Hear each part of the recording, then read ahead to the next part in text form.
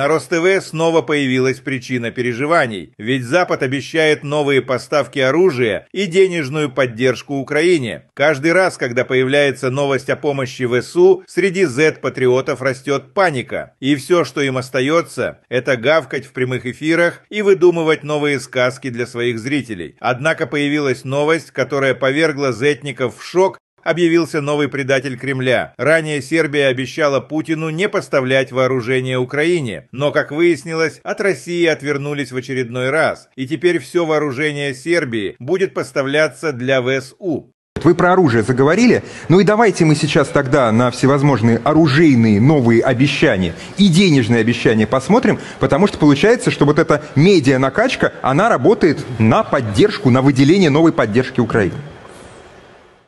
Агентство Bloomberg пугает. Британия передала Украине новую партию крылатых ракет Storm Shadow для ударов по России. Таким образом, Лондон вроде как пытается подготовить Киев к непростой зиме.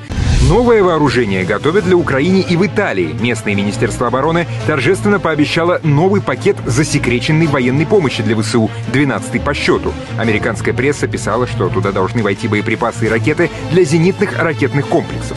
Раскошелиться ради нужд Киева собираются и в Германии.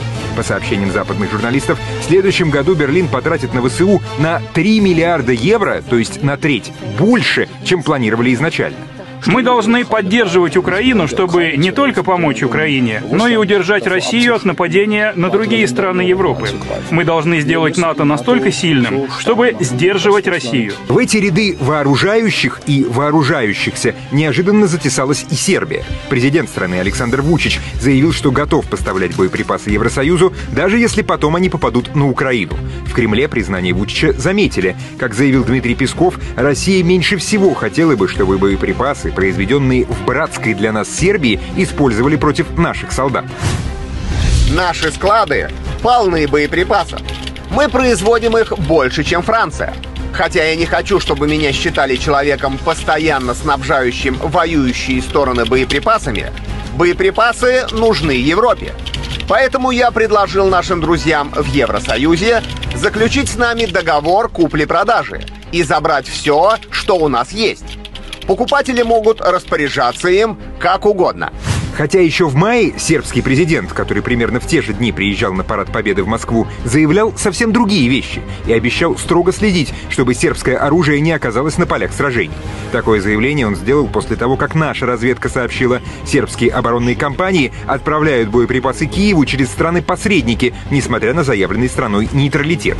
А Financial Times потом писала, с начала СВО Сербия продала западным государствам вооружение на 800 миллионов евро, а те, в свою очередь, передали все это добро на нужды ВСУ. Какой результат мы с вами получаем сейчас? Мы видим, что поток вооружения продолжается на Украину. Италия стала поставлять танки колесные. Британия отдала всю свою артиллерию. Вы можете представить? Сотни, там более 250 единиц техники. Все, что было на складах, сейчас выгружают туда. Похоже, что россияне только сейчас начали понимать, что они выбрали сложного противника. Военный эксперт Клинцевич объяснил, что Украина получает нескончаемое количество дронов, и их хватает на всех участках фронта. Что это за такие секретные лаборатории, как много этих лабораторий, и на что они способны? Это не лаборатории, это заводы по производству беспилотников, и многие из них делают тысячами в сутки.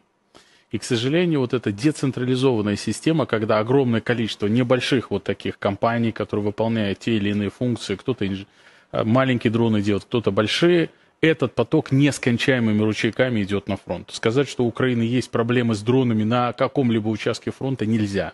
Они действительно сейчас смогли создать рабочий военно-промышленный комплекс. Пропагандист негодует из-за того, что Россия не может противодействовать поставкам дронов, которые позже почти беспрепятственно достигают целей. К сожалению, Зеленский, проведя 2 большие конференции военно-промышленные у себя, смог создать, во-первых, коалицию дронов из 20 стран. Это не только деньги, выделяемые туда. Одно дело, когда за десятки миллионов покупает один танк, который сгорает в первой атаке. Другое дело, сколько дронов можно на это сделать.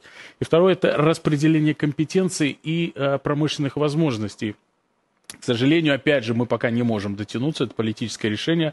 Часть дронов выпускается в Прибалтике, в Восточной Европе. Они там находятся в безопасной зоне. Гражданскими машинами они пересекая границу, сразу едет на фронт. То есть мы это фиксируем в линии в 100 километрах от линии боевого соприкосновения, видим интенсивность перед атаками какими-то или контратаками, когда противник предпринимает большое количество гражданских грузовиков. Вычислить, какой из них везет детское питание, а какой дроны, невозможно. Царев уверяет, что Украина превосходит Россию в количестве операторов дронов. Он рассказал, что Украину не пугает количество оккупантов, поскольку даже малейшее превосходство в количестве дронщиков дарит большое преимущество на участке фронта. Но похвастаться этим может только Украина. Количество операторов беспилотников со стороны ВСУ, как меня уверяют солдаты с фронта, причем я разговариваю со многими,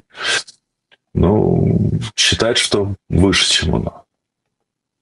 Да, личного состава меньше, по всем оценкам, по ихним, по нашим, по докладам наших военных, но за счет количества беспилотников они держат фронт. Ведь когда на каком-то участке там 20 солдат и 2 оператора беспилотника, или 4 оператора с беспилотников и нет никаких солдат, то 4 могут быть сильнее, чем 22.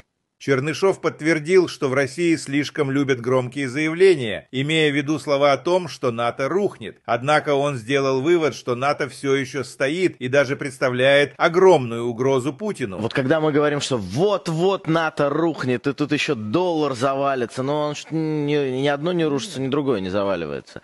Пока мы видим, что НАТО является самой большой опасностью для нашей страны. Об этом говорит и служба внешней разведки, и это действительно так.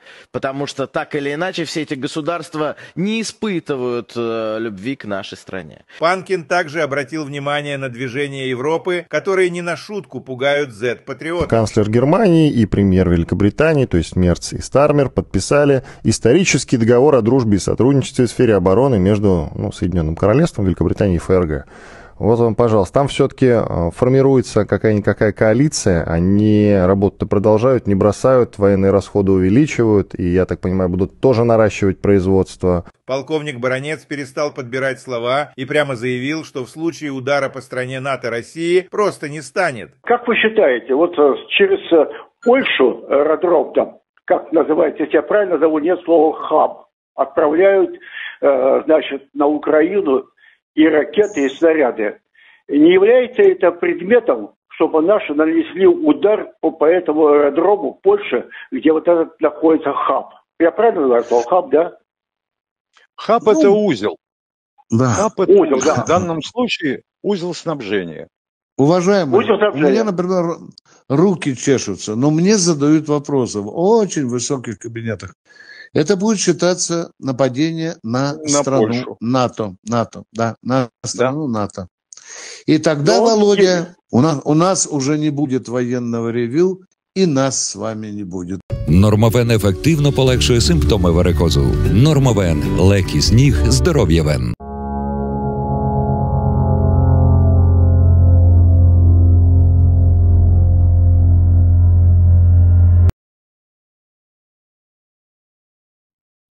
Russian radio became seriously nervous after the report that Germany was ready to supply Ukraine with components for Taurus missiles, and Ukraine was planning to independently produce cruise missiles on its territory, which would seriously change the balance of power and open up new opportunities for Kyiv to strike deep into Russia.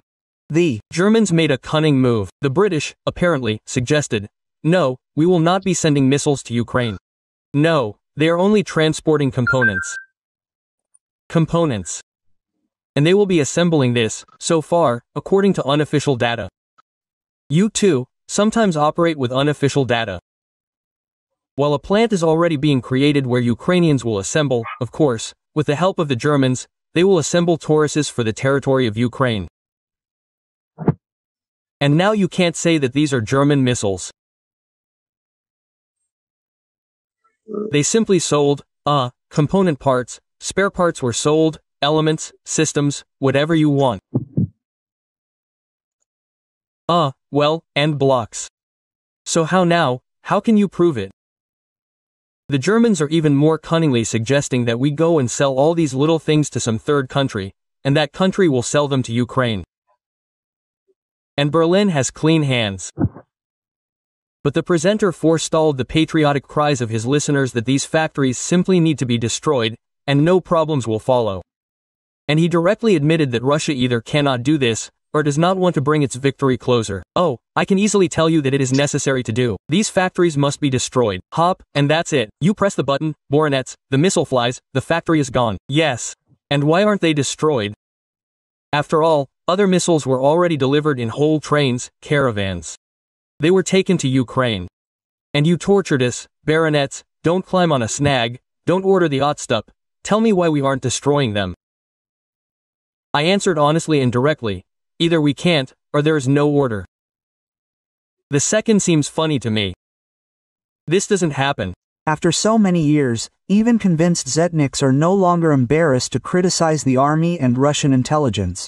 After all, they made so many miscalculations that it is no longer clear what they were so proud of all these years. And now, according to the presenter, they are tearing their hair out from not understanding what is happening and their future fate. I have great respect for intelligence. I will talk someday, we can praise it. This most valiant people. To some extent, intelligence is such a sacred structure for me. But the puncture is already a wagon and a small cart, right? Starting with the fact that the possible results of the beginning of a special military operation were calculated, and then further, and then we suddenly began to think, for the life of us, that we do not have intelligence structures on the territory of Ukraine. Yes, yes, yes, yes. And here in Russia, like in the neck of homeless dogs, these very intelligence officers recruited specifically by the security service of Ukraine. It's true. Well, you must agree that Ukraine tried very hard here, and now we are tearing our hair out.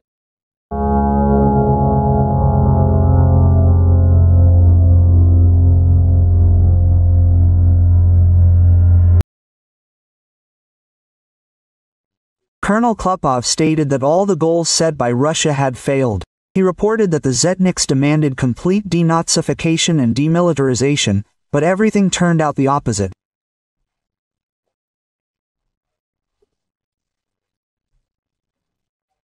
Now, after 3 years, the question arises about refining the military political goals, taking into account how NATO has performed as a whole, how individual states have performed, how Ukraine's defense is being built and how effective, therefore, the previously set goals are, because they set the goal of denazification, gave birth to a whole galaxy of followers of these Nazis, set themselves the goal of demilitarization, but led to complete militarization of both society, therefore, and the state of this country.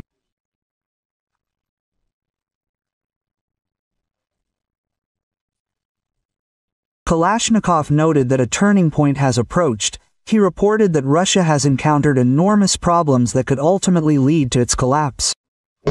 You understand that a turning point is approaching now. No, I repeat my old forecasts. Either we take Ukraine out of the war, or we will face a very strong economic and subsequent world events. Draw your own conclusions. Apta Aladanov said that Russia urgently needs to prepare 1 million occupiers and take them by numbers, which Kalashnikov disagreed with. The military blogger explained that in this case the economy will not withstand and Russia will fall.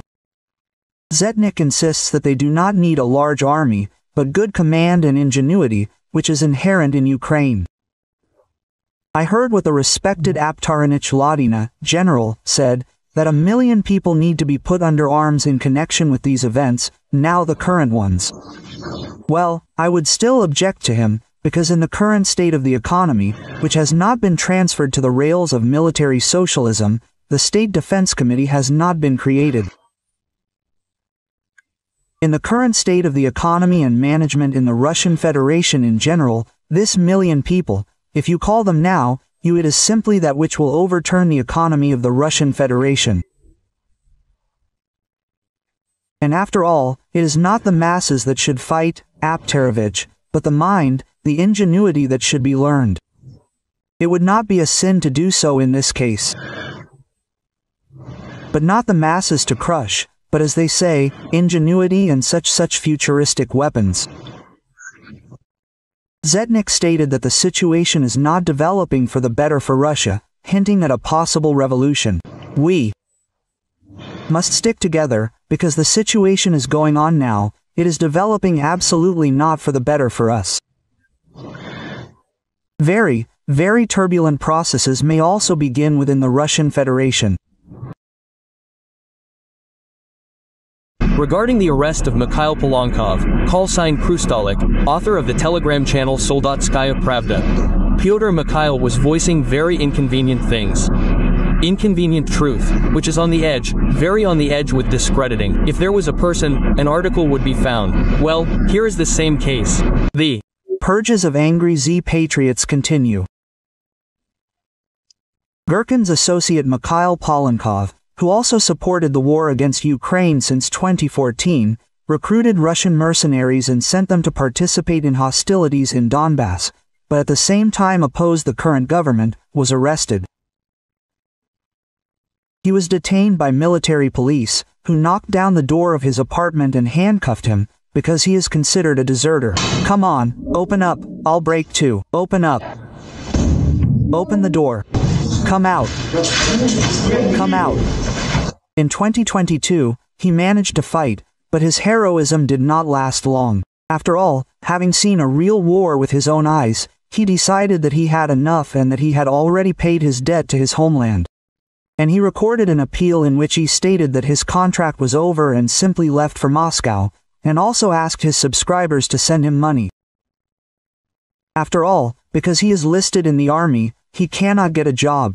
Today, November 16, 23, my one-year contract with the Ministry of Defense of the Russian Federation ended, and I consider myself free in all my actions.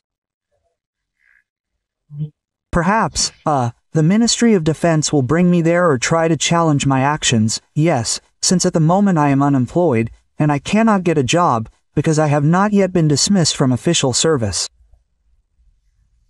Here, under each publication on my channel, or rather, not under each, but under each publication that can be regarded as intellectual property, in addition to the sign-up banner, a support banner has now appeared, and that is the whole point of these hooray patriots. After all, they were the ones who shouted the loudest that Russia needed to start this war. But in the end, most of them didn't go to defend it, and some fled at the first opportunity. But it's impossible to just leave the armed forces, because the contracts are valid indefinitely until the end of the so-called SVO, which is why he was accused of unauthorized abandonment of the unit. And now two scenarios await him, either a term of 5 to 10 years, or a bloody assault. But that's not all. He is also accused of fraud, because he created a project where he allegedly searched for missing soldiers, collecting money from Russians.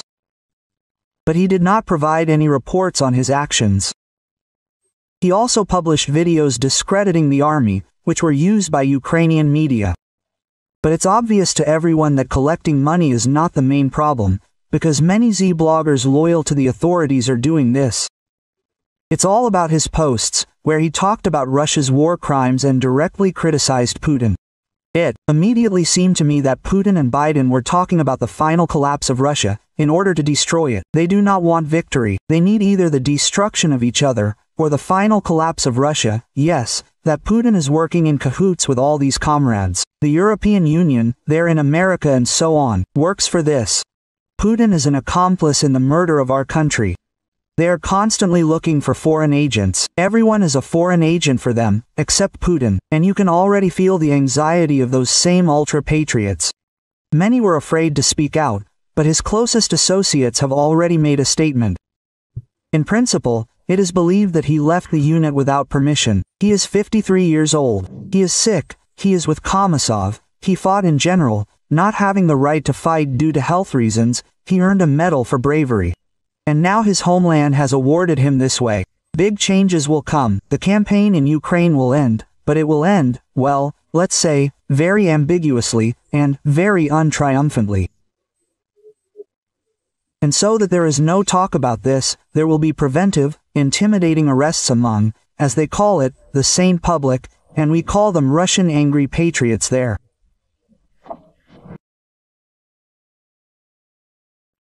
Klupov openly admitted that all the goals set by Russia since the beginning of the invasion have failed. The Zetniks demanded the complete denazification and demilitarization of Ukraine. However, the reality turned out to be the opposite. Ukraine has grown stronger, and Russia is getting deeper into a protracted and exhausting war. Military blogger Kalashnikov stated that Russia is facing enormous internal and external difficulties that could lead to the collapse of the entire system. Against this background, Apti Aladanov proposed a radical solution to urgently mobilize 1 million people.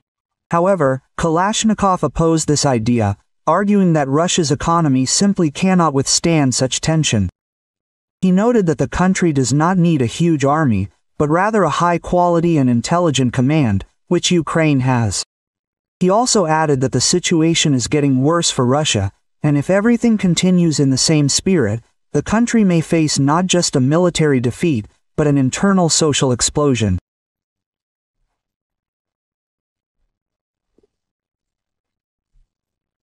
Now, after 3 years, the question arises of refining the military political goals, taking into account how NATO has performed as a whole, how individual states have performed, how Ukraine's defense is being built, and how effective, that is, the previously set goals are, because they set the goal of denazification, and gave birth to a whole galaxy of followers of these Nazis.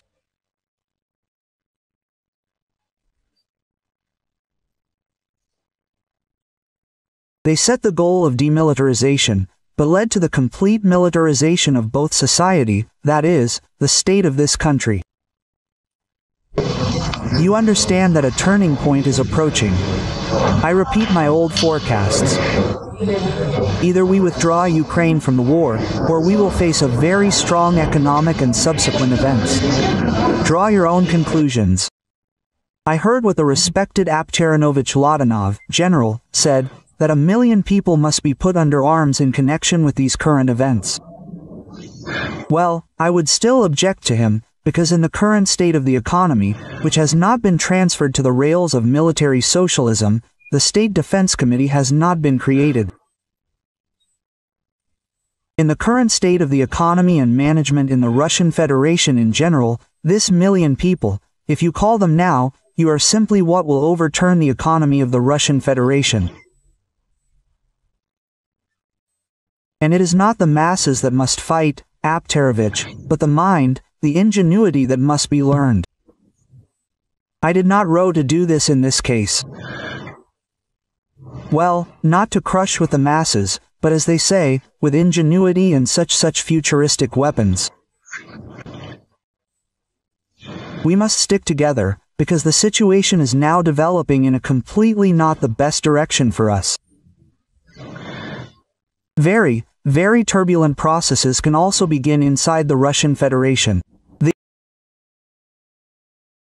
Российское телевидение показывает кадры якобы интенсивного и успешного наступления. Однако, по словам Клупова, это совершенно не соответствует реальности. Панкин продемонстрировал ту самую яркую картинку, о которой говорил Клупов. И все-таки зетникам по-прежнему нужно хоть какое-то доказательство их выдуманного успеха. Они отчаянно ждут, что оккупанты сделают что-то, что могло бы порадовать зет-патриотов. Они мечтают, чтобы в Украине произошло нечто масштабное, чтобы можно было продемонстрировать победные кадры по телевидению. Циничный Панкин, не скрывая удовольствия, разглядывает фотографии разрушенной херсонской администрации и открыто говорит, что хочет видеть еще больше таких снимков. При этом ни он, ни другие зетники не упоминают о том, что удары наносятся по гражданской инфраструктуре. До сих пор не укладывается в голове, как можно радоваться чужой боли и разрушениям. Но именно это, по словам ведущего, вдохновляет россиян. А Калашников продолжает предлагать свои идеи ведения боевых действий. Пожалуй, в одном он все же прав. Украина продолжает ткать паутину, в которую Россия неизбежно встрянет. Оценивая положение на фронтах за истекшую неделю, можно сделать вывод, что фронт, независимо от того, что вот радужная картинка у нас, радужная не в том смысле, такая перспективная картинка у нас, значит, на телевизионных экранах, на самом деле фронт находится в определенной степени стагнации. Вот. Не видно каких-то серьезных активизации на каком-то либо из направлений. Как двигался фронт таким ползучим наступлением, так и продолжает двигаться.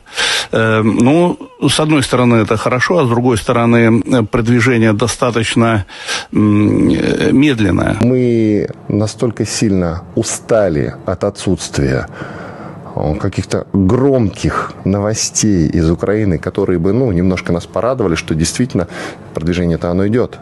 Да, мы постоянно говорим о том, что вот-вот подойдем к Сумам. И не только к Сумам. Каждый день сообщается о взятии новых населенных пунктов. Но так, чтобы это встряхнуло действительно и разбежалось по всем интернет-СМИ, в том числе и телеграм-каналы, таких новостей давным-давно не было, которые порадовали каждого русского человека, да, каждого патриота России. Информационная поддержка того, что происходит, она же, мы все понимаем, очень важна. У них вот есть чем похвастаться, что показать аудитории, да, вот эти вот, я имею в виду дымящиеся наши стратегии. Нам тоже, я имею в виду, надо что-то показывать. Должна быть какая-то картинка, чтобы вы не только у нас здесь, но и во всем мире видели, что там на Украине происходит самая настоящая жара. Вчера красивый кадр был. Действительно красивый. Удар по херсонской администрации. Вот это я понимаю. Вот такие кадры нужны, чтобы они разбегались по лучшим телеграм-домам, чтобы было что показать. И это бы нам лишний раз напоминало, что мы действительно продвигаемся вперед, что мы действительно настроены решительно. Штаб-квартира разведки. Это, в общем, то, что в Киеве на 4-м году войны стоит целым невредимым. Вот СБУ и ГУР, и там собственно говоря, их руководители продолжают ткать паутину. On the Soloviev channel, they unexpectedly admitted that television is lying and showing an overly optimistic picture of what is happening at the front. After all, in reality, their advance is very slow and almost unnoticeable. According to Colonel Rustam Klupov, he said that the front is in stagnation, and they have not seen any serious breakthroughs for a long time. Assessing the situation at the fronts over the past week, we can conclude that the front, regardless of the fact that we have a rosy picture, rosy not in the sense of, such a promising picture we have on television screens. In fact, the front is in a certain degree of stagnation. Look, there are no serious activations visible in any of the directions.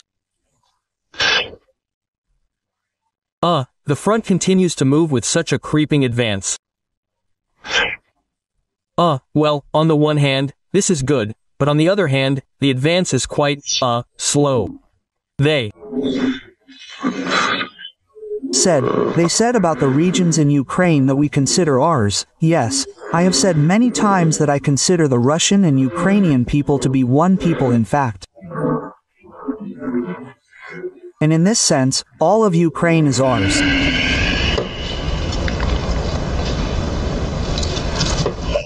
What the hell is this Bravarzesh? Russia has been trampling on the ruins of Donbass for 4 years and at the same time is preparing for war with NATO. And now a new scare tactic has appeared on their television, namely, war with Europe by 2030. More and more Russian military experts are expressing concerns about the Kaliningrad region and are worried that a real blockade awaits the region. A major conflict with Europe awaits us ahead, so now we are only preparing for it, judging by the trends that are happening. The situation is quite alarming. But there's another monkey with a grenade that is arming, and arming. These are the Europeans. They are really going to fight us there at least by 2030. Why are Estonia and the Baltic states really minding their borders, really laying dragons' teeth? Of course they are, because sooner or later they will blockade Kaliningrad for us. The enemy has already announced that it is preparing for war with Russia by 2028 to 30. How will they achieve this? Either by blocking the Kaliningrad region, or by violating the rights of, the Russian-speaking population in the Baltic states, or by violating the rights of polar bears there, or it is not so important. It is not so important, but the goal has been set, the task has been set. Yes, The goal has been set to prepare NATO for war with Russia in 2020-30. Klopov is concerned that many are satisfied with at least this kind of offensive, which does not really correspond to the status of the second military force in the world, and called on the top leadership to change their approaches for a more effective introduction of military operations. Therefore, based on this, one cannot say, but it is necessary to once again raise the issue of changing at the front, changing this position. Maybe someone is happy with this, thank God, that at least we are advancing without any breakthroughs. We have talked a lot about the lack of space, the unmanned nature of the equipment, the role of artillery in a modern war of armored forces. But nevertheless, we also have a general staff, which leads both academies and research institutes. We need to get out of this situation, this creeping offensive. New forms and methods of using troops. And, accordingly, based on this, it is necessary to return to the issue of, the destruction of the leadership. Israel showed us that they practically beheaded both Qasser and the armed forces of Iran. That is, after so many years, Russian television still does not understand how they can defeat Ukraine and how they can change the methods of waging war to achieve results. After all, the creeping offensive suits everyone, despite the colossal losses and depletion of the economy. We have this old, well, it's not a proverb, not a parable, but an old rule. Where the foot of a Russian soldier steps, there is ours. This is just an amazing. Putin said that he is ready for negotiations with Zelensky, but there is a nuance. Well, it is dangerous. We are ready to meet. I am ready to meet with everyone, including Zelensky. If the Ukrainian state trusts someone to negotiate, for God's sake, let it be Zelensky, Putin said in a conversation with journalists. For God's sake, let it be Zelensky. The question is not who will sign the document. God, how finished I am. According to Putin, the main question is who will sign the documents. He again said that Zelensky is allegedly illegitimate. Moreover, Putin threatened to worsen the situation for Ukraine. If Kyiv refuses to negotiate with Moscow, they will not negotiate, the situation may change for the worse for them. There is no need to drag it out, we need to sit down and negotiate, the head of the Kremlin said. If we continue to fight further, and many watch, some in quotes only talk about the fact that we can fight forever, this is nonsense. And we have very strong large losses. Putin also assured that Russia is allegedly trying to end the hostilities in Ukraine. Yes, we don't need to decide, that's it. Because otherwise, look, I'll say it again, the scales begin to strategically tip in favor of our enemy. And the strike was not on residential areas, but on defense industry facilities, on factories that produce military equipment. That's what we're doing. And we're making no secret of this. One of the goals of the special military operation is the demilitarization of Ukraine. The first basic truth. Russia cannot, does not, and will not voluntarily withdraw from the war, because war is a way of existence for this type of state. That is, they've thrown away all the husks, implemented the concept of control over the internal people, over their own citizens, yes, through war. And, accordingly, this is the only form of existence for Putin's state. Yes, there are no other forms of this state and there never will be. And, accordingly, it will not be able to withdraw voluntarily, I emphasize, regardless of the negotiation processes. Don't you see that our guys give their lives, not just perform, not just talk, but defend with their lives the rights of not only the African continent, but all people on our planet? Billions of rubles have been stolen under some suite. What have these people been doing all this time? Billions were needed for what? To assemble the most basic design, obvious to any engineer, and on top of that, Assemble it using an American engine, some foreign propeller, and all the avionics are probably foreign. Are you kidding me, bastards? It was practically a direct hit. It tore apart the main part of his remains. They took him home, right, Zhenya? And then they found his leg here.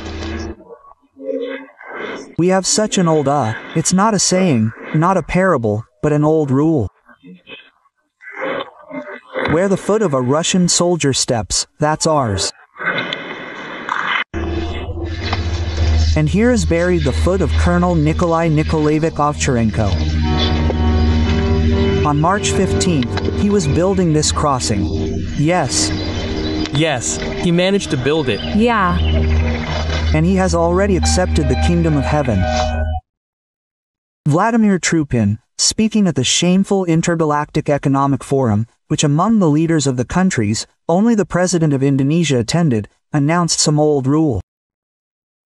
He said that supposedly where the foot of a Russian soldier steps, that's ours. Let's note that at different times Russia invaded dozens of countries, but none of these countries belong to Russia. The Kremlin senile fool came up with this supposedly old rule and, as usual, screwed up.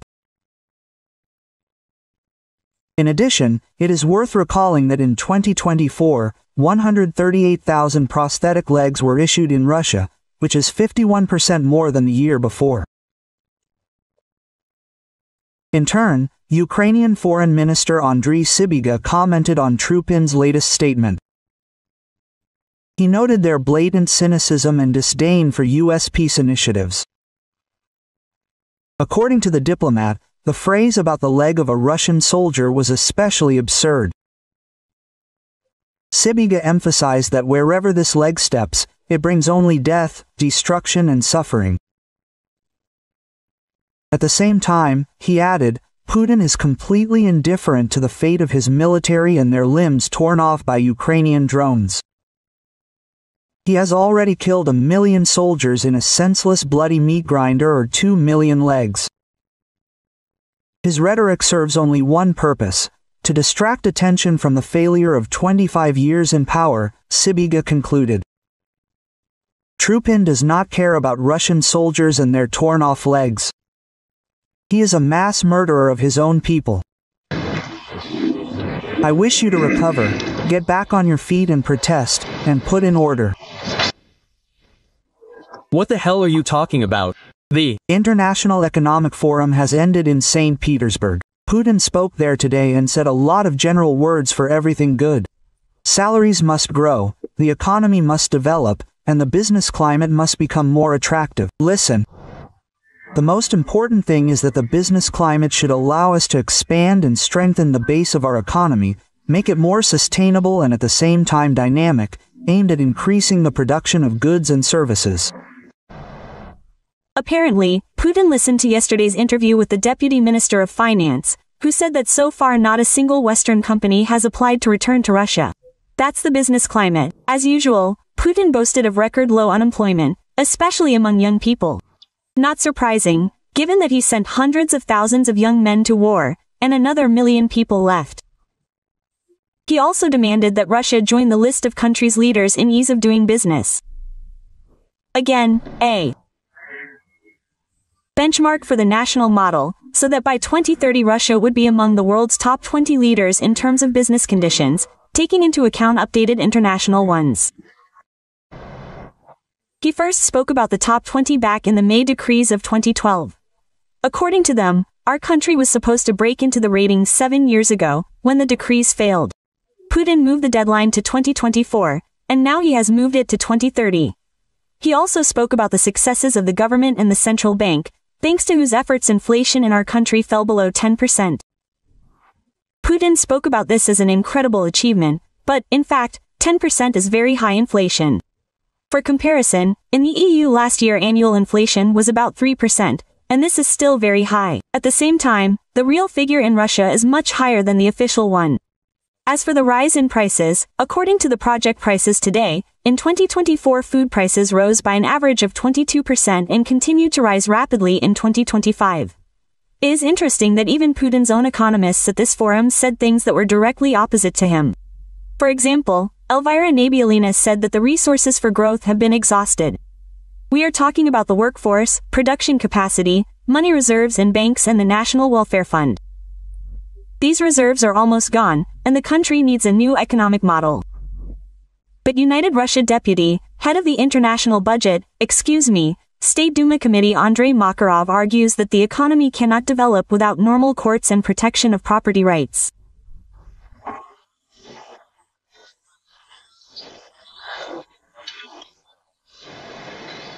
But when business no longer speaks about the main problem, the investment climate and the lack of institutions, and institutions are actually an opportunity, if your rights are violated, to go to court and expect that it will be a fair decision, regardless of who you go to court to, who you argue with.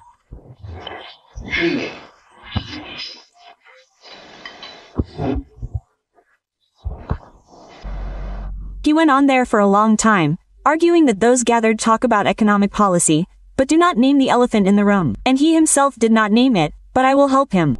The elephant in the room is Putin's corrupt system. The war that devours billions of rubles and hundreds of thousands of people. This is lawlessness and repression against its own citizens. A war criminal wanted by the International Criminal Court says that the destroyed residential areas are a military facility. If your journalists saw how our entire residential areas were destroyed by our missiles, they would hardly be able to tell you anything about it. They would not have survived. There's enough work for psychiatrists here for 100 to 150 years ahead. If they saw anything, they saw it from the sidelines. And the strike was not on residential areas, but on defense industry facilities. War is peace, freedom is slavery, and the destroyed 9-story building is the defense industry.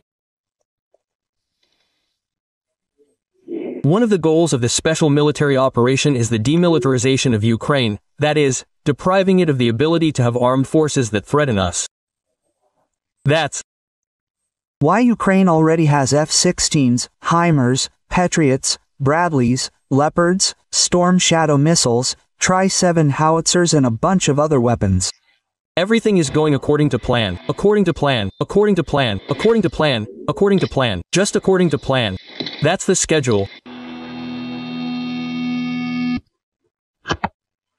How can people who disgrace the great aviation industry calmly walk on Russian soil? The homeland of Antonov, Tupolev, Sukhoi, Mikhail, Gurevich.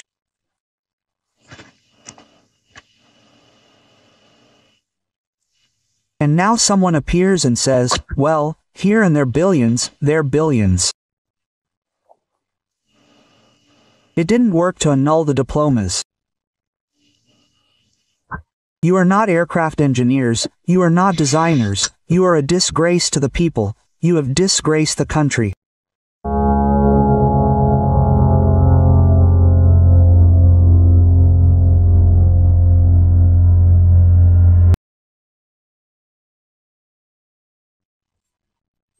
The so-called SVO has been going on for 4 years now, which is why even convinced Zetniks have questions. What are they doing at all and why are they not using their capabilities to the fullest? And here the same forbidden question begins to be born. Maybe they just don't have these capabilities? Colonel Rustam Klupov is perplexed. Why hasn't Russia delivered that crushing blow that would have accelerated their desired victory? We are not using all our capabilities, not all our resources. The disruption of logistics is also here. Maybe, repeating itself. Yes, it can't be, but repeating itself. We have talked about this very often. We also talk about these notorious bridges across the Dnieper. And the whole war consists of 2 parameters.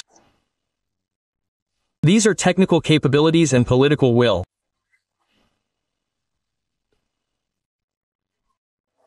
The question is, we don't have the technical capabilities to destroy these bridges or, therefore, the leadership says, stop, let's wait for some reason. But if this is a technical capability, it is easily resolved. If we had set ourselves the goal of destroying the bridge on the Leman near Odessa, That's it, no one talks about it. They tried to restore it several times, but destroyed it again. Even today it is unclear whether it is in good condition or not. The same thing happened with any other bridge, like the Antonovsky Bridge. They tried to destroy it with their HIMARS. At first, nothing worked. In the end, we blew it up ourselves and made it completely unusable. And here, too, we have the strength and the ability and the means to reach every bridge.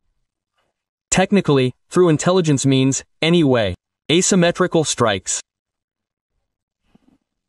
It would seem that we are talking about, increasing our capabilities through symmetrical strikes. Ukraine has clearly shown us, we experienced this by our own example, the asymmetrical strike on Kursk brought us a lot of trouble. And now we have liberated the territories, thank God, and we are very seriously monitoring that this does not happen there in any of the other directions. Why don't we create the same conditions in the Bryansk direction, in the Kiev direction, in the Lvov direction? Let's return to this topic again in order to stretch the front line. So, the Ukrainian side does not have enough forces and resources to close all the gaps. And it is hard for them, hard enough to stretch their forces in these directions in order to weaken their resistance in the direction of the main attack. And here some kind of discrediting of the Russian army begins. Klopov said that it is time to clarify Putin's goals, because Russia not only failed to achieve its goals, but achieved the opposite effect and only worsened its situation.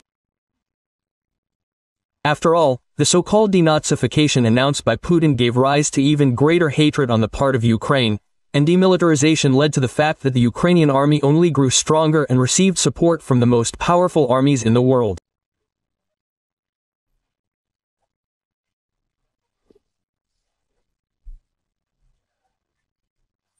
Now, after 3 years, the question arises about refining the military political goals, taking into account how NATO has performed as a whole, how individual states have performed, how the defensive, Ukraine is being built and how effective, therefore, are the previously set goals, because they set the goal of denazification, gave birth to a whole galaxy of followers of these Nazis, set themselves the goal of demilitarization, but led to the complete militarization of both society, therefore, and the state of this country.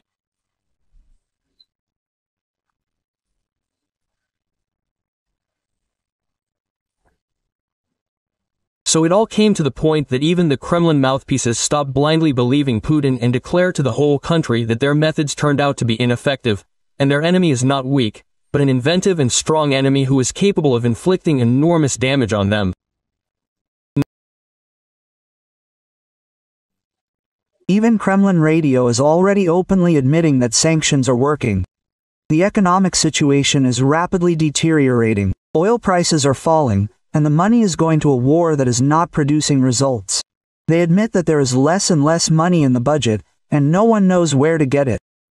Economics and technology consultant Petr Zabortsev admitted live on air that a hole has formed in the budget, which is associated with a drop in income.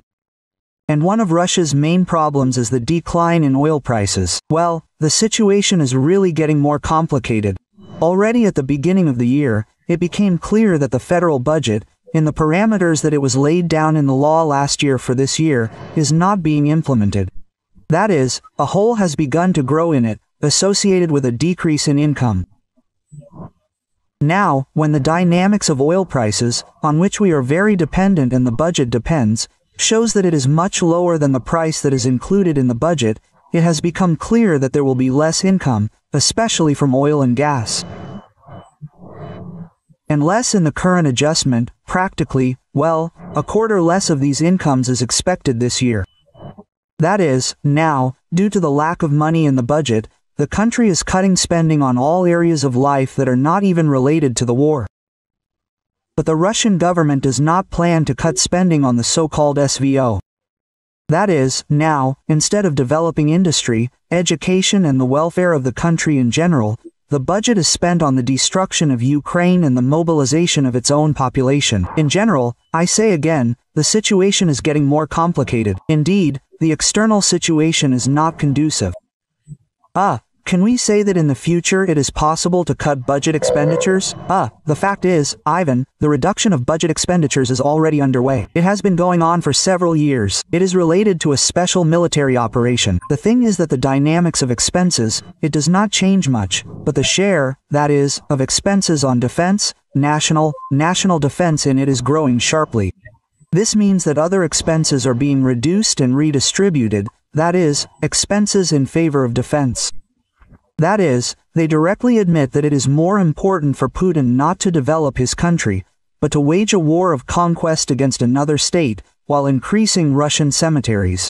And there is simply nothing to cover the hole in the budget. Frankly speaking, there is a deficit and there is nothing, well, to cover it, in general. That is, external loans are closed, by and large. Internal borrowing is mainly only from oneself, because the basis of the financial sector is the state banks. That's it. And the liquid part of the National Welfare Fund, little by little, that is, the fund itself, it is still normal, but its liquid part in the form of, like money, it has almost halved, since the beginning of the special military operation. And now it is even less than we used last year. That is, according to the expert, there is practically no money left in their National Welfare Fund, and the remainder there is less than what was taken from there last year. And this means that by the end of the year the money will completely run out. I think that for you and me, as ordinary people, yes, people who participate in economic life, it will be much more sensitive than these budget squabbles, in general, the reduction in economic dynamics this year. The thing is that given the tight monetary policy and normalization, that is, by and large, the reduction of spending not on defense industries, we may see a slowdown this year. The degree of its sharpness of the slowdown of the economy, that is, the decline in economic activity, will vary from sector to sector, but it will happen. That is, it is clear that construction is simply slowing down sharply. This is all clear. That is, it turns out that because of Putin's war, the state can no longer spend money on something useful for the population. And soon every resident of Russia will feel it for themselves. The defense forces of the south of Ukraine together with the SBU, GUR and the next unit stopped an enemy train with fuel near Takmak, and drone operators from the 65th Separate Mechanized Brigade burned it.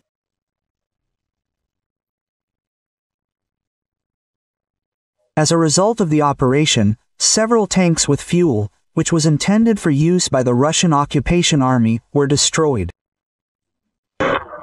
Where the foot of the Russian soldier steps, there's ours. The Solovyov channel unexpectedly admitted that television is lying and shows an overly optimistic picture of what is happening at the front. After all, in reality, their advance is very slow and almost unnoticeable. According to Colonel Rustam Klupov, he said that the front is in stagnation and they have not seen serious breakthroughs for a long time. Assessing the situation on the fronts over the past week, we can conclude that the front, regardless of the fact that here is a rosy picture, is rosy in the wrong sense. Such a promising picture we have, therefore, on television screens. In fact, the front is in a certain degree of stagnation. There are no serious activations in any of the directions. The front continues to move with such a creeping advance. Well, on the one hand, this is good, but on the other hand, the progress is quite slow. They said about the regions in Ukraine that we consider ours. Yes, I have said many times that I consider the Russian and Ukrainian people to be one people. In fact, in this sense, all of Ukraine is ours.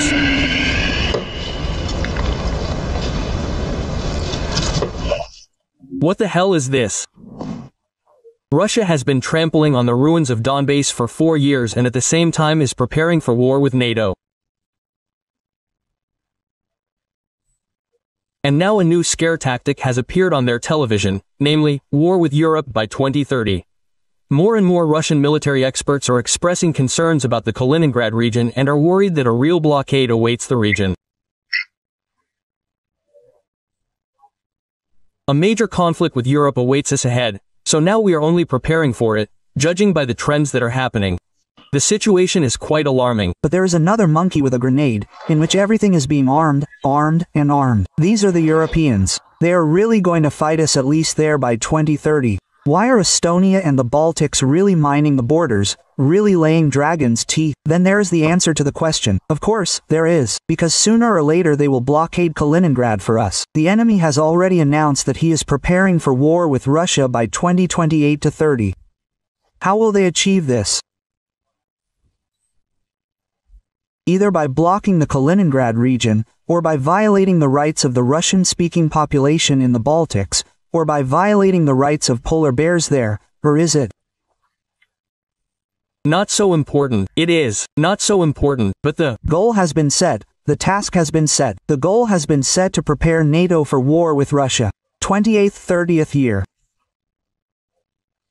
Klopov is concerned that many are satisfied with at least such an offensive, which does not quite correspond to the status of the second military force in the world, and called on the top leadership to change their approaches for more effective conduct of military operations.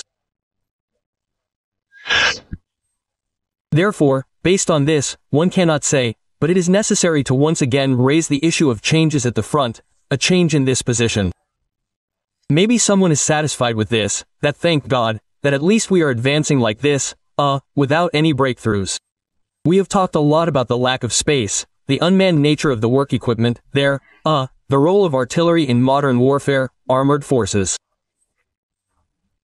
But nevertheless, we also have a general staff, which leads both academies and research institutes. We need to get out of this situation, this creeping offensive, new forms and methods of using troops. And, accordingly, based on this, it is necessary to return again to the issue of destroying the leadership. Here Israel showed us that they practically beheaded both Qasser and the armed forces of Iran. That is, after so many years, Russian television still does not understand how they can defeat Ukraine and how they can change the methods of waging war to achieve results. After all, the creeping offensive suits everyone, despite the colossal losses and depletion of the economy. We have such an old, well, this is not a proverb, not a parable, but an old rule. Where the foot of a Russian soldier steps, ours steps. This is just an amazing. Putin said that he is ready for negotiations with Zelensky, but there's a nuance. Well, this is dangerous. We are ready to meet. I am ready to meet with everyone, including Zelensky. If the Ukrainian state trusts someone to conduct negotiations, for God's sake, let it be Zelensky, Putin said in a conversation with journalists. For God's sake, let it be Zelensky. That is not the question. Who will sign the document? God, I'm finished. According to Putin, the main question is who will sign the documents. He again spoke about Zelensky allegedly being illegitimate. Moreover, Putin threatened to worsen the situation for Ukraine. If Kyiv refuses to negotiate with Moscow, they will not negotiate, the situation may change for the worse for them. There is no need to drag it out, we need to sit down and negotiate, the head of the Kremlin said. If we continue to fight further, and many watch, some in quotes, on TG say that we can fight forever, this is nonsense. And we have very strong large losses. Putin also assured that Russia is allegedly trying to end the hostilities in Ukraine. Yes, there is. No need to decide, that's it. Because otherwise, look, I say it again, the scales begin to strategically tip in favor of our enemy.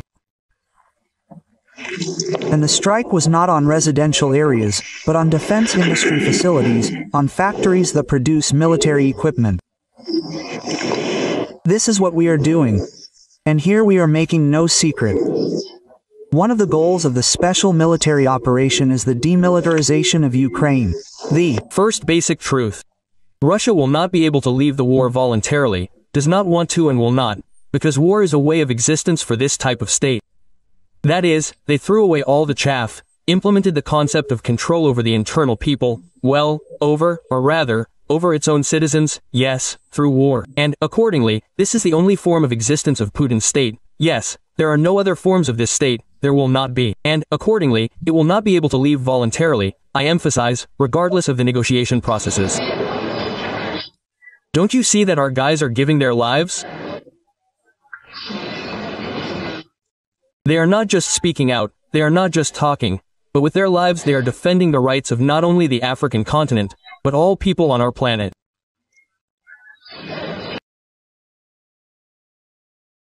This special operation is not aimed at the civilian population. It does not pursue the goal of seizing the country's territory. And our army did not come to seize, but to help. Don't you think that Ukraine is still an ambition, an unhealthy ambition of one person in the Russian Federation? Regarding the regions that we consider ours, I consider the Russian and Ukrainian people to be one people. All of Ukraine is ours. Wherever the foot of a Russian soldier steps, that is ours. We do not have the goal of taking money, but I do not rule it out. The Russian and Ukrainian people are one people. In fact, in this sense, all of Ukraine is ours. If he used to say that they are a brotherly people, now lately he has been saying all the time that they are one people. What can I say? Putin's goal from the very beginning was all of Ukraine. That is why on February 24, 2022, he went in columns to Kyiv, Kharkiv and other cities clockwise all the way to Odessa. And if he did not reach Odessa, it is only because he was stopped near Nikolaev. They are not there. Why? Because they got it. That's all. And if he lost Kherson, it was only because he was driven out of there by Ukrainian troops, just as he was driven out of Kyiv, Chernigov, Sumy and Kharkiv. And where are they now? Kiev region. Perhaps the difference between then and now is that Putin used to be forced to disguise his intentions under some euphemisms, because he was rebuffed, including by Biden, no matter how insufficient the American aid provided to Ukraine was, and now he has become so bold that he does not consider it necessary to hide his intentions. So he says, we want everything, where we get to, we will get there. We will take as much as we can. Quote, but we will not stop. We need all of Ukraine. We call it different things. We call it denazification. Try to achieve denazification if we do not have political control over this territory. We need demilitarization. Try to ensure militarization, that is, the absence of military power in a country that is independent, sovereign and has the support of NATO. This is impossible without establishing control over the entirety of this territory. Not Lugansk and Donetsk will be ours, but all of Ukraine. And all of this is more than Lugansk and Donetsk. But there is a nuance. I want to take and I can take. These are different things. And the difference between these two things exists only thanks to the Ukrainian defense forces, which are holding back the Russian occupation army on the borders where the fighting is now taking place. Therefore, all these years, the number one task for the entire free world has been supporting the armed forces of Ukraine.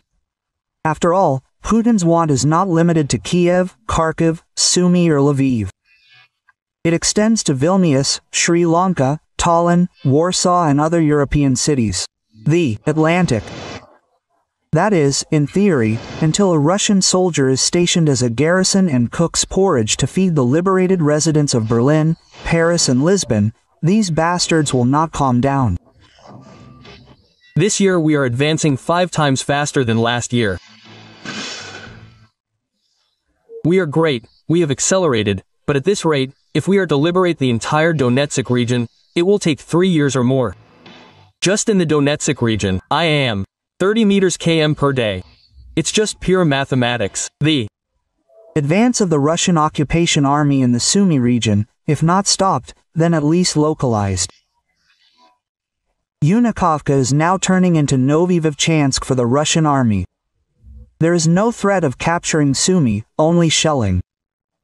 The Ukrainian army is holding on, but desperately needs international support. For us, Ukraine is a source of danger, and the SVO began because of this, and Donbass fought for this. For 8 years, it resisted the spread of the threat from Kyiv, from Ukraine.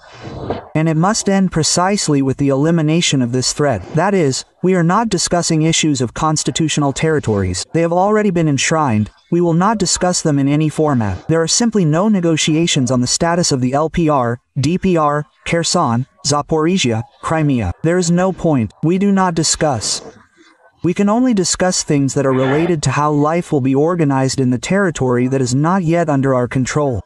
I have a lot of questions about the Odessa, Nikolaev, Dnipropetrovsk and Kharkiv People's Republics. Absolutely right, because there are a lot of questions. Vladimir Vladimirovich imagines himself to be a great geopolitician, a historical figure. He is very concerned with the question of how to enter the history textbooks. He is not concerned with the question of, the lack of warm toilets in the Tavera region, in schools. This is all nonsense. But geopolitics, this is his. Frankly, history knows a huge number of examples when a mentally ill person stood at the head of the country.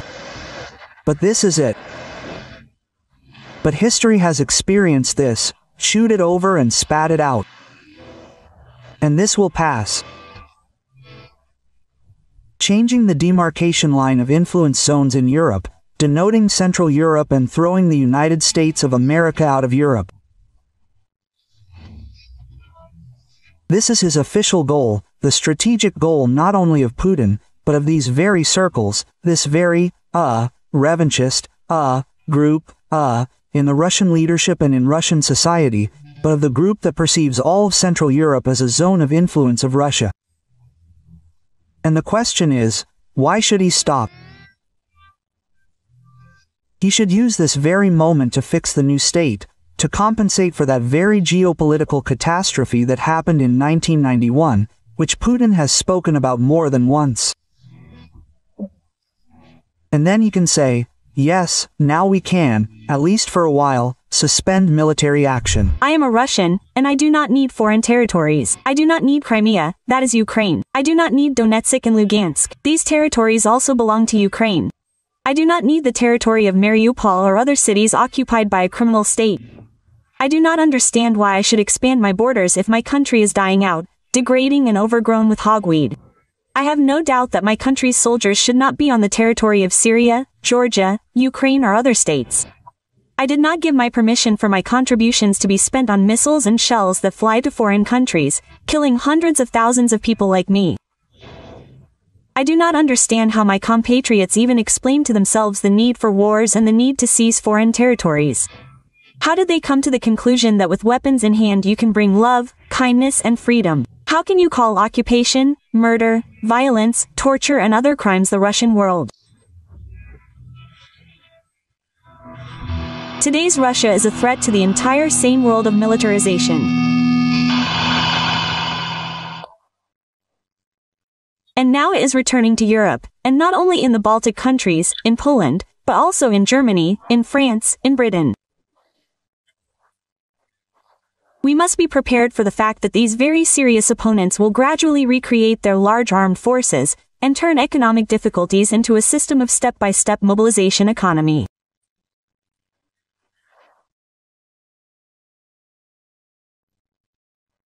The Atomic Energy Organization of Iran announced that the Islamic Republic will significantly increase the production of enriched uranium.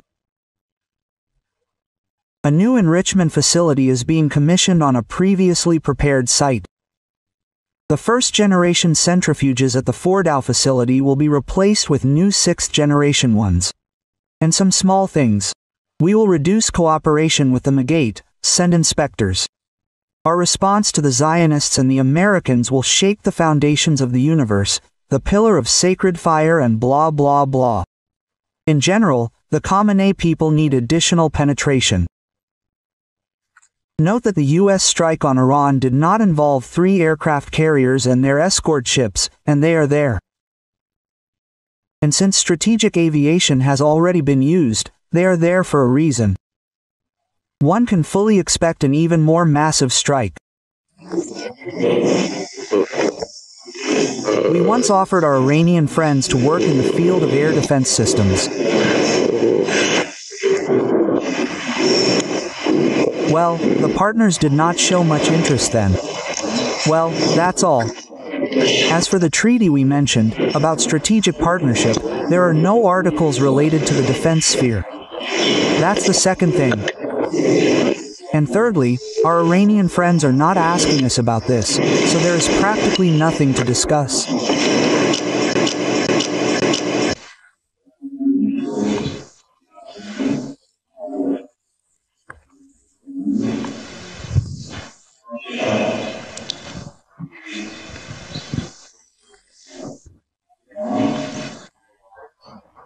There's another indirect sign that the Israeli Air Force has seized and firmly held air superiority. This is information about the losses of Israeli aircraft. Well, there is no information that would say that the Iranian side is going to show captured pilots and downed fragments, but so far what was passed off as a downed modern American F-35 fighter. But to put it mildly, there was no word for it at all. Well, that's not even the point, you understand? During any combat operations, there are losses. Even when they are within 4 to 5%, they are considered acceptable. There, 10 to 15, that's already sensitive. Well, here, well, even if you show this captured pilot, the downed plane, well, what does that mean? This means that air supremacy remains with the Israeli Air Force. Judging by the initial reports, the results are quite satisfactory, or rather, approximately what was planned. Of course, we are talking about an event of colossal importance for the Middle East region and for world politics in general, for the situation in the Middle East. The Americans intervened in the war. This changes the situation both from a military and strategic point of view, because after the military, of course, the Americans are able to add more to Israel's capabilities.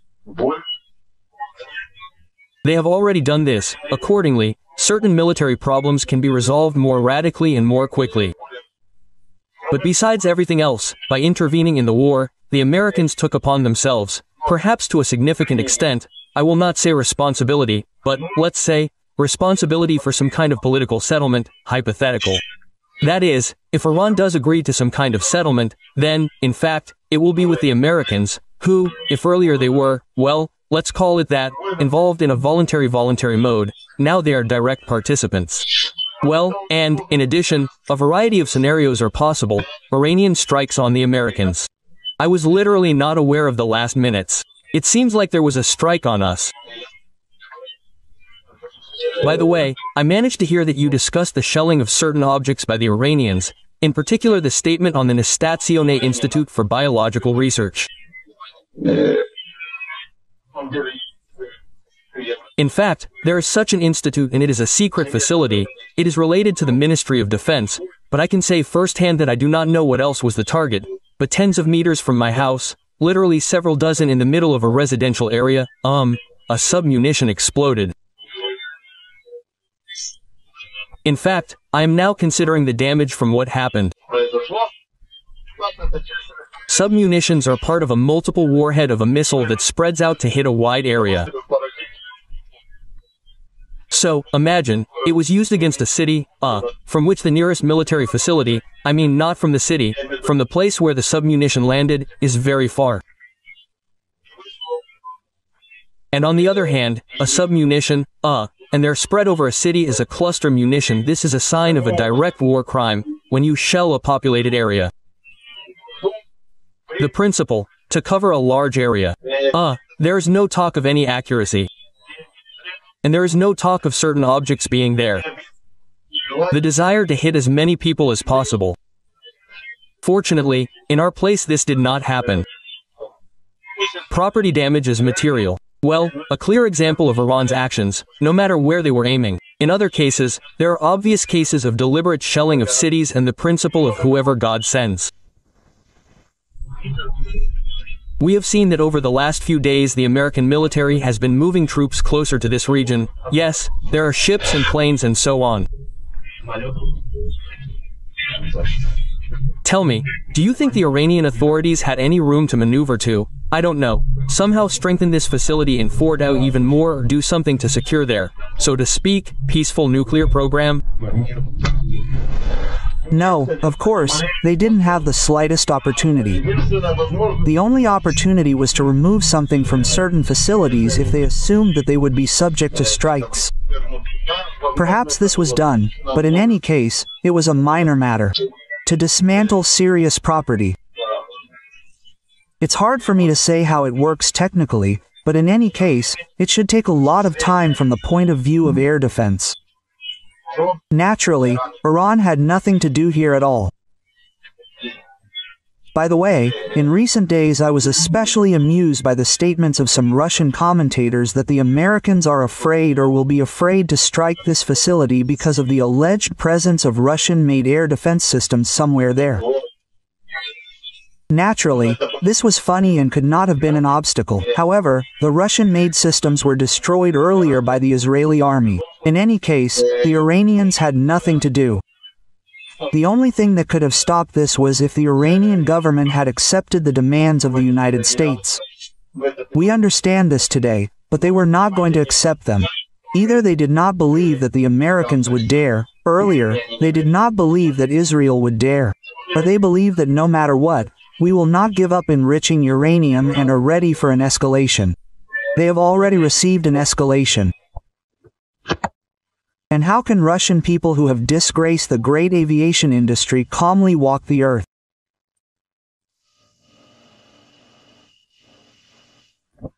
The homeland of Antonov, Tupolev, Sukhoi, Mikhail, Gurevich. And now someone appears and says, well, here and their billions, it didn't work out. Degrees should be annulled. You are not aircraft engineers, you are not designers, you are a disgrace to the people, you have disgraced the country.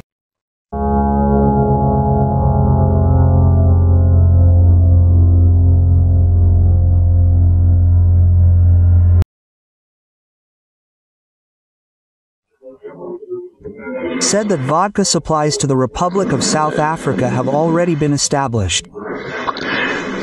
You know, this is a very correct, serious step. Why? Because if you drink vodka, as we say, you need to have a snack with something. And therefore, meat products will certainly follow. That means grain supplies. That's a plus for grain supplies.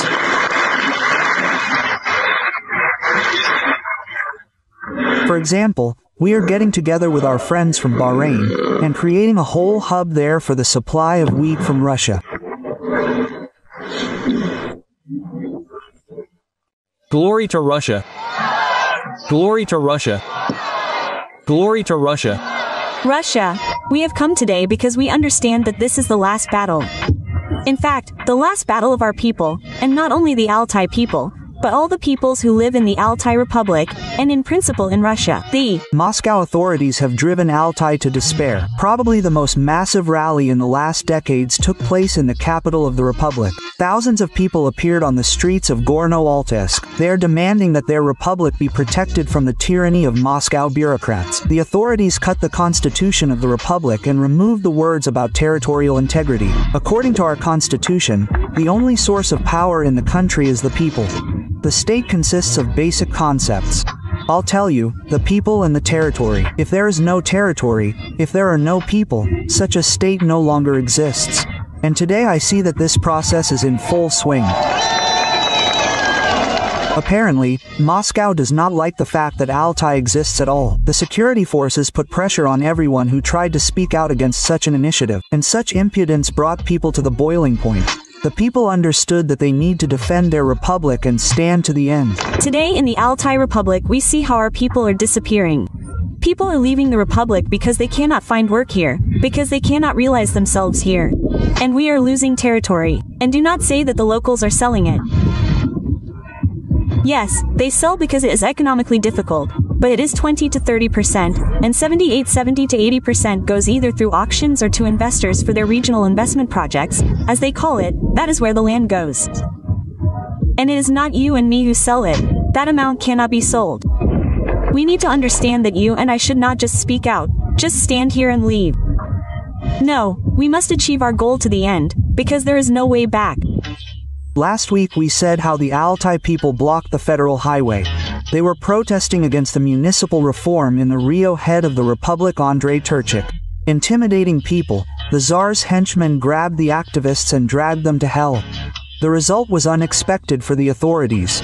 The Altai people were not afraid and came to the court building to support the detainees. Then the authorities pulled up another portion of Derzhimort, and this has already caused mass protests against the reformer. Video messages, pickets, posters even appeared on trucks. The capture of one of the drivers was led by the head of the Criminal Investigation Department of Gorno-Altisk himself. In the Rio, the governor called on the rebels, was imbued with the spirit of the sacred Altai and promised to make important amendments to the law. But can he be trusted? Do you remember the April protests of the Altai people? Then Turchik removed the words about territorial integrity from the Constitution of the Republic. This is a betrayal of the region. The protege in Moscow cannot be trusted. He is only an executor of the will of the federal center, whose dream is to destroy the national entity. This is not a whim of the Pskov thief Turchik. This is a federal special operation. In Caucasia, despite the resistance of the governor, they have already adopted a law abolishing two-tier self-government. The Supreme Council of Caucasia, which is almost entirely a member of the United Russia Party, tried. Opposition Deputy Oksana Razvarina correctly stated that the law removes citizens from participation in governance. Now the main challenge for the domestic economy is the transition to a sustainable trajectory of balanced growth. I want to emphasize this. On the trajectory of balanced growth, we must ensure high-quality, intensive dynamics in the real sector by modernizing production and increasing labor productivity. And it is better, of course, if this is done not in an intensive way, but through the introduction of new technologies. Why are there protests against a single-tier system? It is based on the principle of binding to the population, not to the territory. People understand that this is the centralization of power, this is a single management of everything, and first of all, the budget is very important. It does not take into account the specifics of the territories and the needs of the local population. This is preparation for consolidation, the purpose of which is to destroy the historical and cultural identity of our peoples. Let's remember the unification of the 2000s. What was the result? Few. The annexed districts are experiencing demographic degradation. For example, more than a quarter of the population left the Koryagsky district after consolidation. The Komi Permyk, Taymyr, Ustorda, Buryat, and Evenki okrugs have also lost most of their population.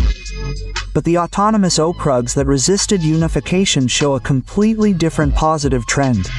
A single-level system of governance destroys villages and towns. Doctors are leaving, schools and kindergartens are closing. People are being deprived of their right to choose. If the Altai Republic is united with the Altai territory, the Altai people will make up about 1% of the population, the rest will be Russians.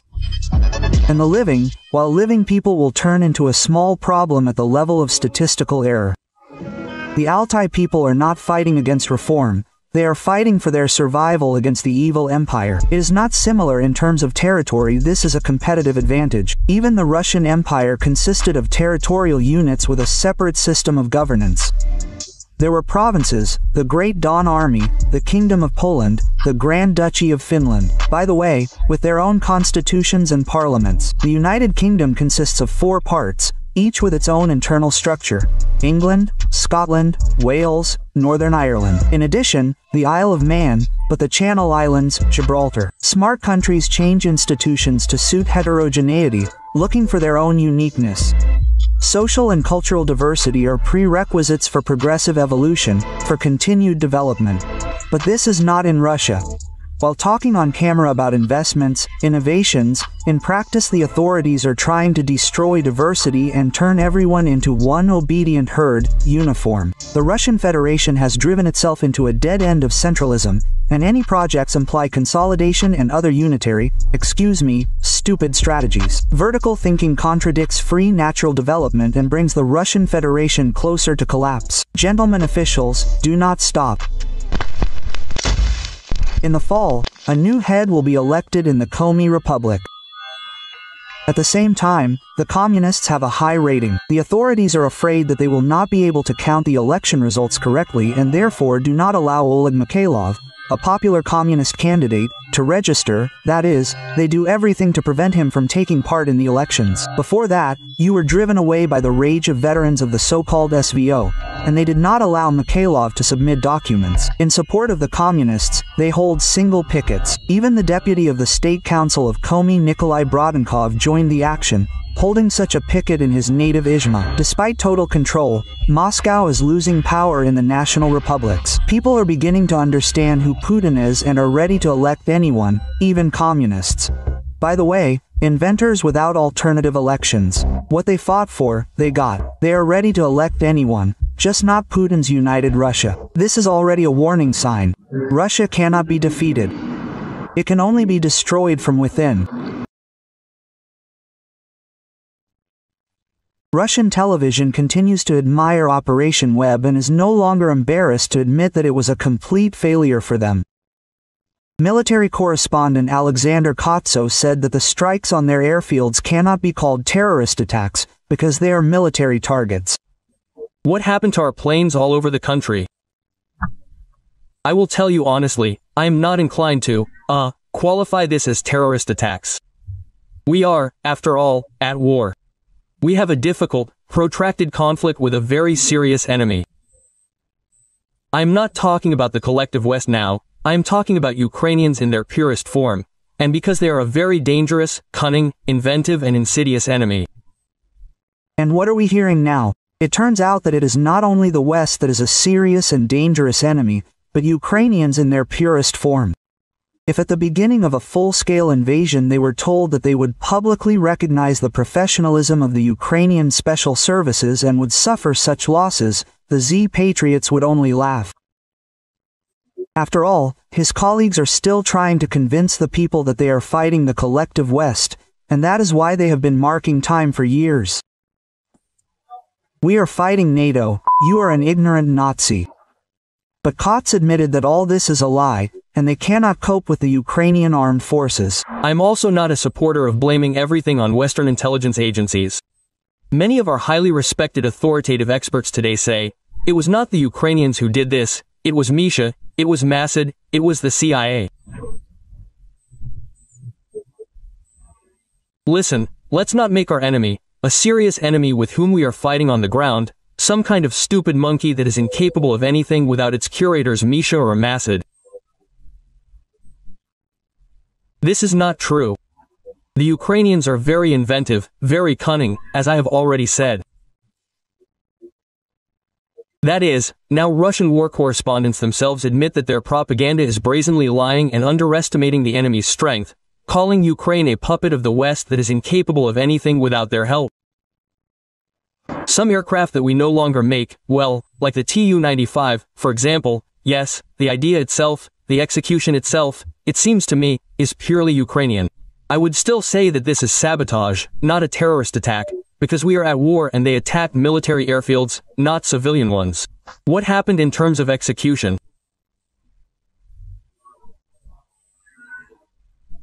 Yes, we see this, very, painstakingly prepared in conspiracy theories, conditionally conspiracy theories, sabotage, when, in a rented warehouse, they prepared several trucks that loaded portable cabins, yes, in the roof of which devices were mounted, in which all the fronts were located, controlled via cellular internet through GSM modules.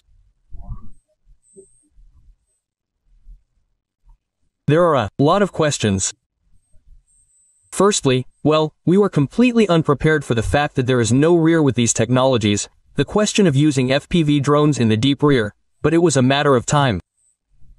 Here you go, this time has come. That is, according to the Kremlin war correspondent, as a result of Putin's wisest decisions, Russia no longer has a rear and there are no safe places left in the country. After all, Ukraine can reach anywhere and hit targets thousands of kilometers from the border. This is an issue that we have also been discussing, but I don't know for how many years. The issue of protecting our aircraft at airfields. The issue of physical protection. We are now getting videos from, I think, 2021, where our former head of the Ministry of Defense says that the construction of reinforced concrete shelters at airfields has begun. Where these reinforced concrete shelters are, is unclear. There are no safe places now. I don't know what will happen next. Maybe there will be a submarine base in Kamchatka, nuclear, or in Vedivo, yes, in the Northern Fleet. Anything. Or launches or launch silos of our strategic nuclear forces there. I don't know what will happen next.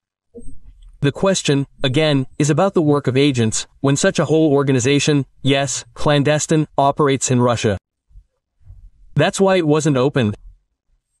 With this, of course, there are many questions.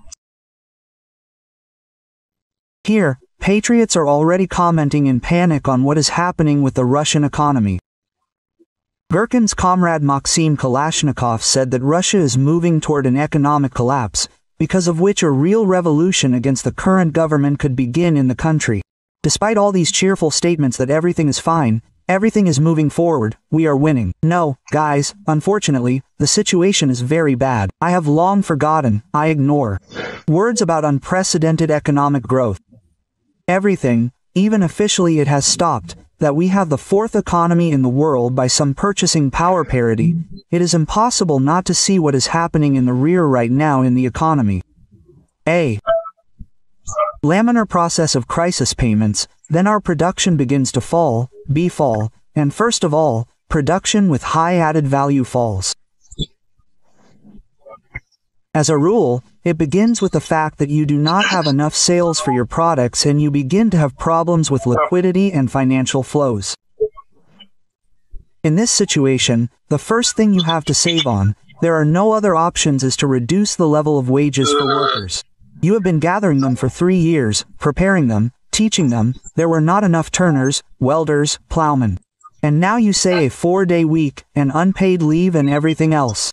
We, as a plant, were one of those who supplied products to both Roselmarsh and the Jurovsky plant. I have not supplied either one for more than 6 months.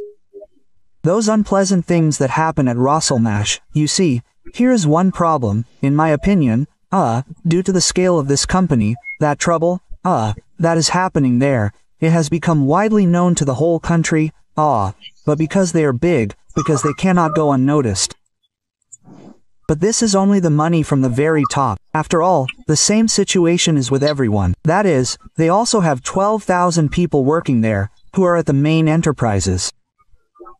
In total, Roselmarsh employs approximately 60,000 people in the country in mechanical engineering and 60,000 people in high-value added production. This means that their sales have stopped. Now these bankruptcies are not declared only because people, even under the risk of criminal prosecution, understand that if they declare this case, then what they have been doing for 15 to 20 years, recreating factories in Rostov, in St. Petersburg, in Yaroslavl, in Tutayev, this is everything that people have put their strength and health into for the last 15 years, reviving these enterprises, it will all go down the drain, simply because they will lose their youth and declare themselves bankrupt. And people are taking risks, but this is yes, up to a certain limit. Our ruble has been falling, it was 100, it became 79. Guys, I want to ask, do you understand what this means, that everything Chinese, which had duties from 0 to 5%, has become 25% cheaper on our market today? And then the question arises, are you still surprised that all our trucks have filled all the roads, and Kamaz trucks are no longer bought in warehouses? We can state that an economic explosion is being prepared in the rear, which should literally burst out in a few months, that a crisis of non-payments will be generated, like in the 90s, in the terrible 90s, which led to the shutdown of enterprises, throwing people out onto the streets. This is simply obvious. So it is surprising that the central government lives in some kind of cocoon and apparently does not understand this problem. Honestly, what is happening now, for me, clearly paints such a continuation of the Operation Web in our economic rear. Klupov stated that the occupiers are not advancing at all. They are advancing too slowly. There are no breakthroughs in any direction.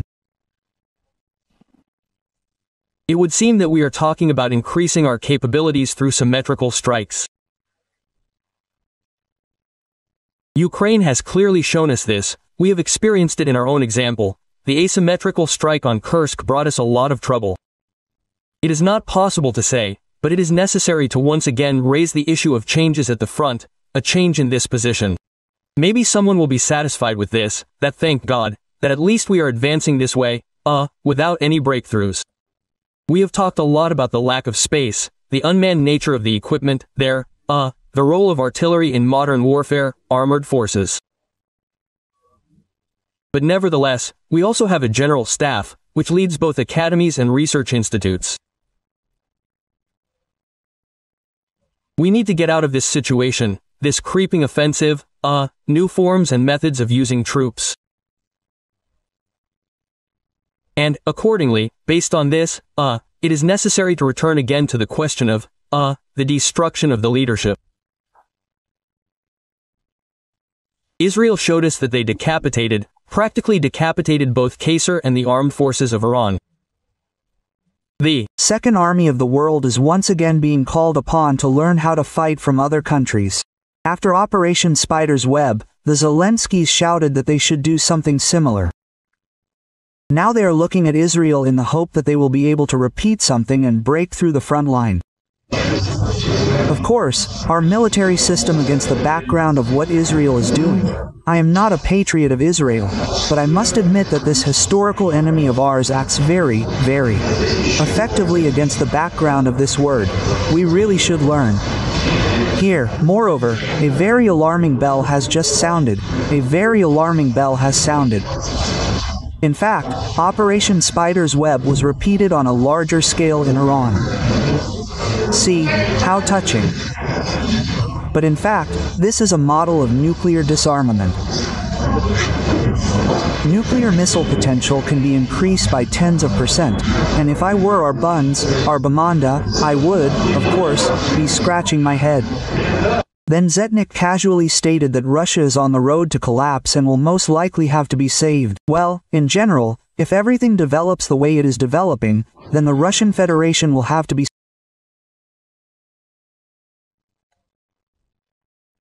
Colonel Klupov stated that Russian television shows footage of an intensive and successful offensive, which is not true.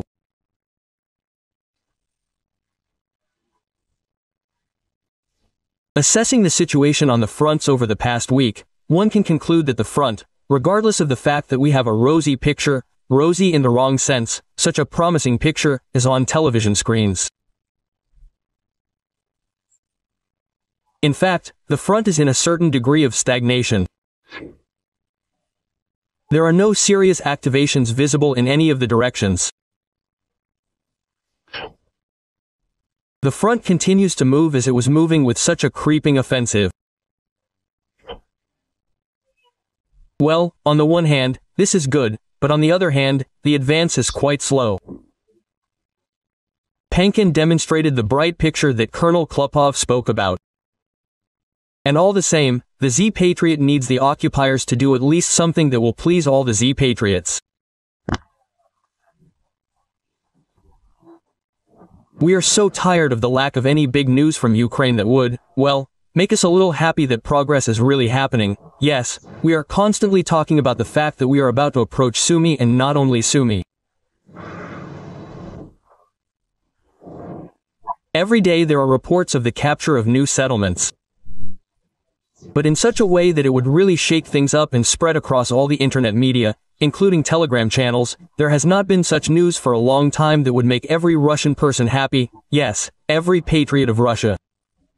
The Zetniks continue to talk about the special Operation Spiderweb and want something similar to happen in Ukraine, to show the footage on TV. Information support for what is happening, we all understand, is very important. They have something to brag about, something to show the audience. Yes, these, are smoking strategies. We too, need to show something. There should be some kind of picture so that you, not only here but all over the world, can see that there's a real heat wave going on in Ukraine. The cynical presenter liked the photos of the destroyed Kherson administration, and he wants to see more. At the same time, the Zetniks do not say a word about the fact that they are striking at civilian infrastructure. It still does not fit in my head that Russians can only be happy about other people's grief. It was a beautiful shot, really beautiful, a blow to the Kherson administration. Now that's what I understand. These are the kind of shots that are needed so that they run to the best telegram houses, so that there is something to show. This would remind us once again that we are really moving forward, that we are really determined. Well, Kalashnikov is still offering his ideas for conducting military operations. He is right about one thing. Ukraine continues to weave a web into which Russia will inevitably get caught. The intelligence headquarters is, in general, what stands in Kyiv, in the 4th year of the war, unharmed. Here the SBU and the GERs are there. In fact, their leaders continue to weave a web.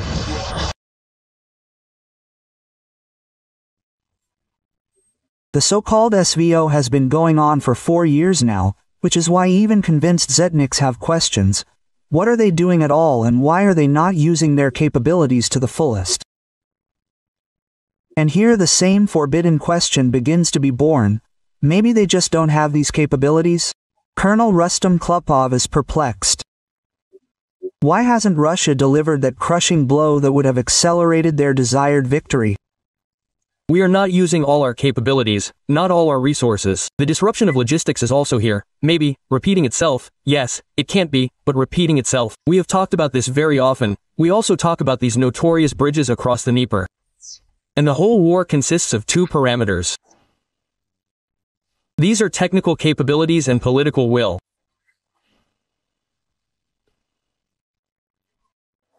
The question is, we don't have the technical capabilities to destroy these bridges or, therefore, the leadership says, stop, let's wait for some reason. But if this is a technical capability, it is easily resolved. If we had set ourselves the goal of destroying the bridge on the Liman near Odessa, that's it, no one talks about it. They tried to restore it several times, but destroyed it again. Even today it is unclear whether it is in good condition or not. The same thing happened with any other bridge, like the Antonovsky Bridge. They tried to destroy it with their HIMARS. At first, nothing worked. In the end, we blew it up ourselves and made it completely unusable. And here, too, we have the strength and the ability and the means to reach every bridge. Technically, through intelligence means, anyway, asymmetrical strikes. It would seem that we are talking about, increasing our capabilities through symmetrical strikes. Ukraine has clearly shown us, we experienced this by our own example, the asymmetrical strike on Kursk brought us a lot of trouble. And now we have liberated the territories, thank God, and we are very seriously monitoring that this does not happen there in any of the other directions. Why don't we create the same conditions in the Bryansk direction, in the Kiev direction, in the Lvov direction? Let's return to this topic again in order to stretch the front line. So, the Ukrainian side does not have enough forces and resources to close all the gaps. And it is difficult for them, difficult enough to stretch their forces in these directions in order to weaken their resistance in the direction of the main attack.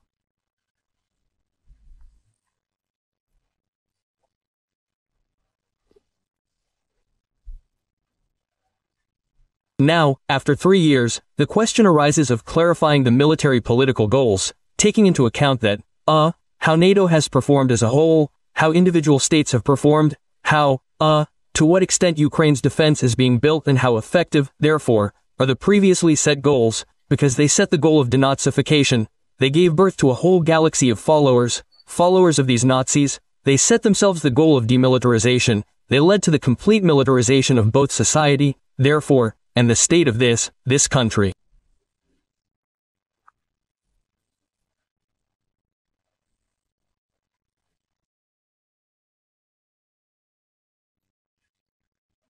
Alexander Chelenko, a journalist who betrayed Ukraine back in 2014, admitted that people in the occupied territories still watch Ukrainian television via satellite dishes, which is why he called for fighting this problem.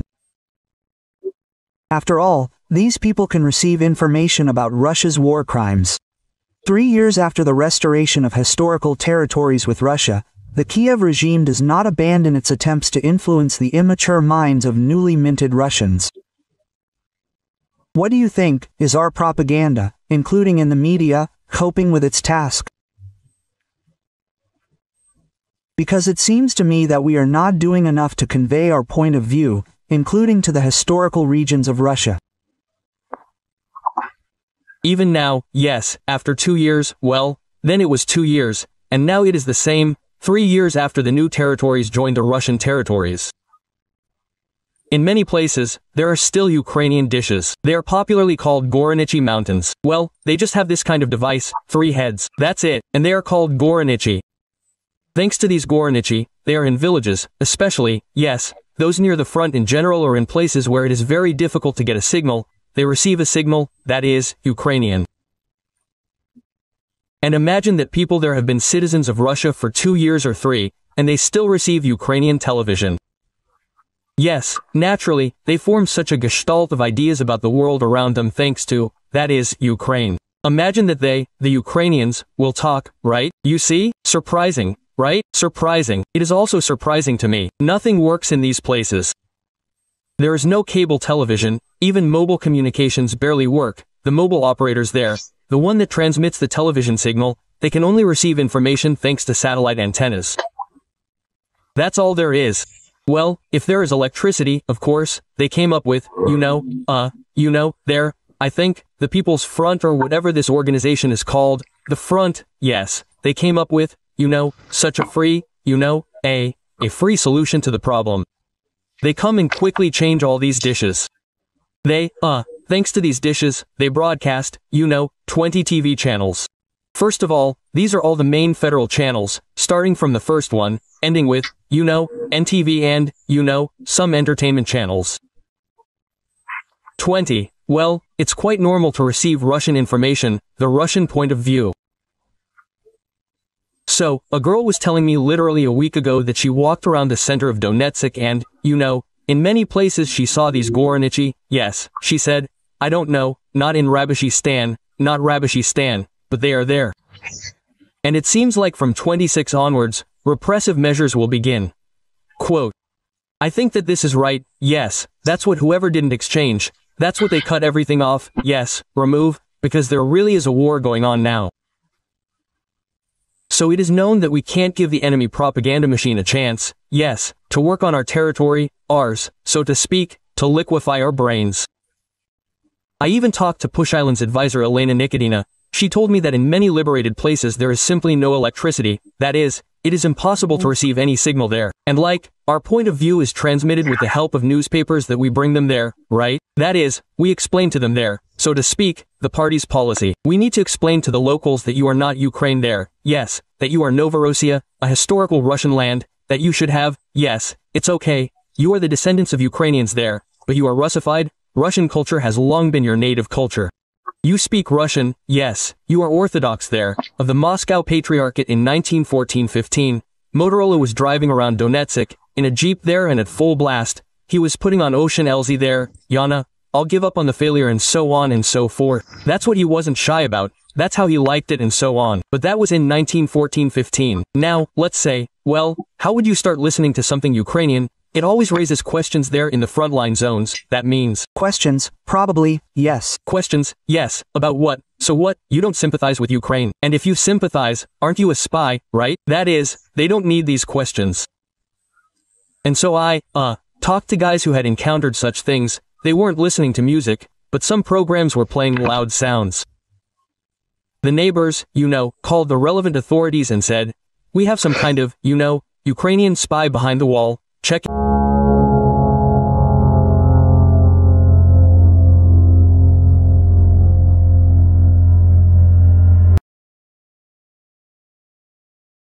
Russian political scientist Georgy Bove admitted that Russia will not be able to achieve its goals because there are no obvious changes on the battlefield, and no one will accept their terms at the negotiations. The result is impossible today. Well, why bother trying to put on some kind of, so to speak, serious expression and pretend that this result will be achieved any minute now?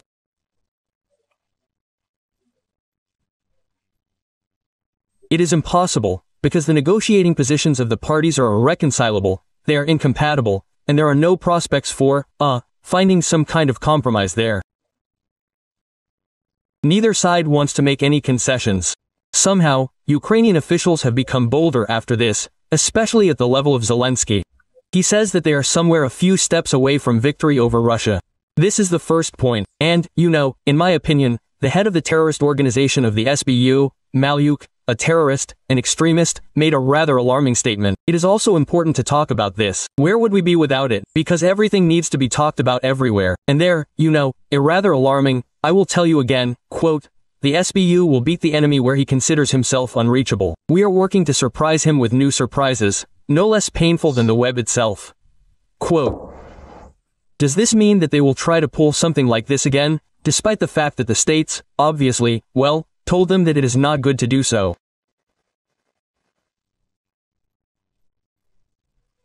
Strikes on strategic aviation are not the most critical blow to the nuclear triad, although painful. But another thing is that yes, you are right, the doctrine says that this deserves a response. And the problem is that modern warfare has revealed one unpleasant circumstance.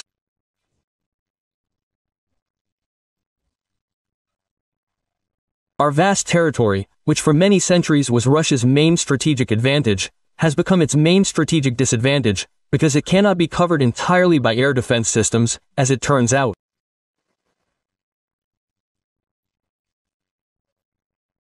Moreover, these air defense systems, which means air defense systems, a means of defense, are much more expensive than a means of attack. Drones, which cost several $100s each.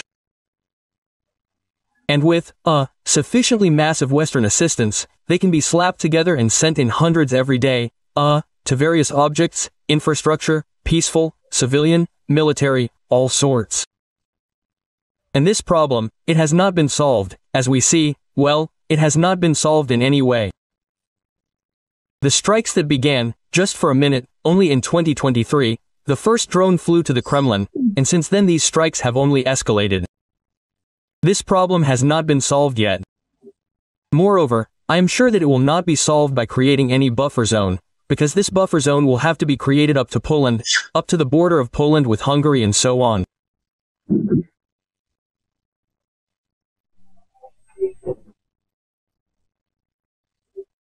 And that is why this confidence of the Ukrainian leadership that they have found a method of waging war that is cheap enough for them, but painful enough for us.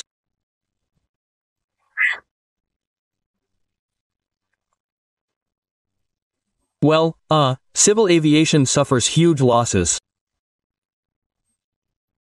Here are a few more months of such an increase in such strikes, and our civil air traffic in European territory will be paralyzed.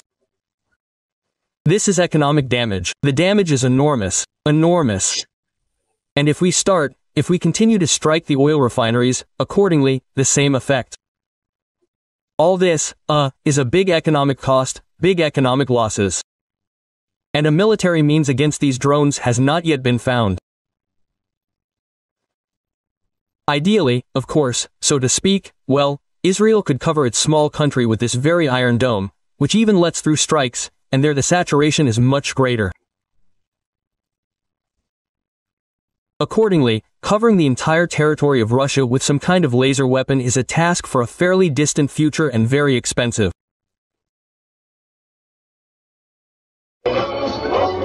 We don't even have any desire or thoughts about it, realizing that this day for a person can be the last. Russians do not abandon their own, they eat them. In a radio intercept of the GER, the commander of one of the units of the reconnaissance battalion of the 68th Motorized Rifle Division of the Russian Armed Forces says that a Russian occupier with the call sign FOMA was considered missing in action, but, as it turned out, He actually disappeared in the belly of another occupier with a call sign, Brelok. So the keychain ate my mouth. No one ate anywhere. The keychain knocked him down, and then ate the reception for 2 weeks. Come on. On yourself, little Chelik. And the keychain really was there 200 to 1, when, well, yes, they say 200 was. But he ate his partner, so this is just him for reflection, I myself. As it turned out, later they found negatively alive, but well fed and the keychain itself. Together with Foma, he fought in the Kupiansk direction in the area of Zapadnoy and the village of Liman I as part of the 52nd Separate Reconnaissance Battalion. Glorify Russia in a single march. Glory to Russia.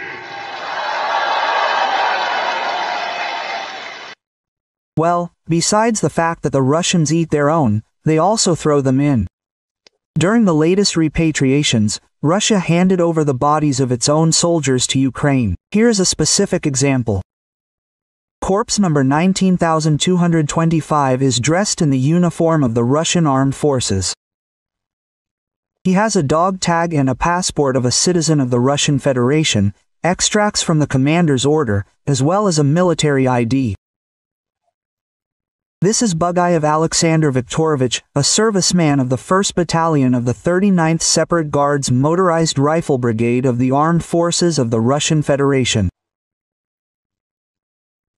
His relatives began searching for him at the end of March after he disappeared in the area of Novomykhailovka in the Donetsk region. And this is not an isolated case. Russia does not give a damn about its citizens. They simply throw their bodies in with the bodies of Ukrainian soldiers. Russia is what it is. And we are not ashamed to show ourselves as we are. In the Belgorod region, a soldier killed a conscript and fled with a weapon. Channel Astro reported that the culprit is a 34-year-old resident of Karelia Yenis Boyev. He fled from his position near the village of Dunayka. In the morning, they reported that the deserter had already returned and surrendered to the military police. He was hiding in the forest nearby, and the machine gun he used to shoot, killed a conscript, was found on the territory of the unit. In Chita, there is a shortage of drivers to remove garbage. 5 former drivers quit and went to war. New candidates cannot stand the difficult working conditions and quit after training. Due to the shortage of workers, the remaining drivers are forced to often work overtime. Garbage trucks leave even at night. The military court sentenced the volunteer of the Army of Beauty's movement Nadezhda Rossi to 22 years in prison. She was found guilty of treason, financing terrorism and calling for action against Russia's security. Volunteers of the movement collected humanitarian aid, evacuated civilians and animals from the combat zone.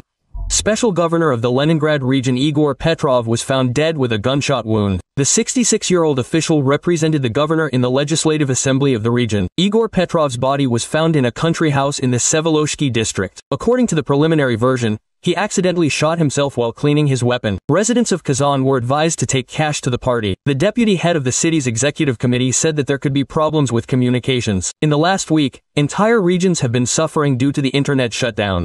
This is being done due to the threat of drone attacks. Deputy Speaker of the State Duma Vladislav Davinkov revealed the secret of Elon Musk. It turns out that the billionaire has applied for political asylum in Russia. This statement is currently under consideration by the Ministry of Foreign Affairs. Davinkov shared this crazy news at the St. Petersburg Economic Forum. Considering the format of the event, which is more like a clown show, Davinkov's words should be treated with a fair amount of skepticism. MIT has already responded that Davinkov does not work for them. We are waiting for Elon Musk's comment. A war criminal wanted by the International Criminal Court says that the destroyed residential areas are a military facility. If your journalists saw how our entire residential areas were destroyed by our missiles, they would hardly be able to tell you anything about it. They would not have survived. Psychiatrists have enough work here for 100 to 150 years. If they saw anything, they saw it from the side. And the strike was not on residential areas, but on military-industrial complex facilities. War is peace, freedom is slavery, and a destroyed 9-story building is a military-industrial complex. One of the goals of this special military operation is the demilitarization of Ukraine, that is, depriving it of the ability to have armed forces that threaten us. That is why Ukraine already has F-16 HIMARS, Petrovs, Bradleys, Leopards, Storm Shadow missiles, 3-7 howitzers and a bunch of other weapons. An updated looter mobile to take washing machines off the battlefield. That's the kind of device. They took the doors. Installed anti-drone protection. That is, the guys say they attack from the front and from behind. Well, there's a shooter in the back, so they said not to protect the back. They said not to protect the back because it would be inconvenient to load the washing machines into the trunk. They made additional reinforcement here, strengthened the body. There will be a platform and belts here, so that the washing machines do not hit each other. That's the kind of device. We are still waiting for a conveyor belt to protect the engine compartment and the evacuation compartment from shrapnel. That is, everything is welded here. Everything is additionally done. Pipes for rigidity. Everything was welded here too. In short, everything was done according to the standards of late Putinism, so that 4 washing machines could be transported at once without any problems. A resident of Voronezh, whose son did not return from Ukraine, instead of financial aid was sent flags and a t-shirt with the inscription, "We do not abandon our own." We did not abandon our own here either. Quote, their own were sent a t-shirt. How can Russian people who have disgraced the great aviation industry walk the earth in peace? The homeland of Antonov, Tupolev, Sukhoi, Mikhail, Gurevich.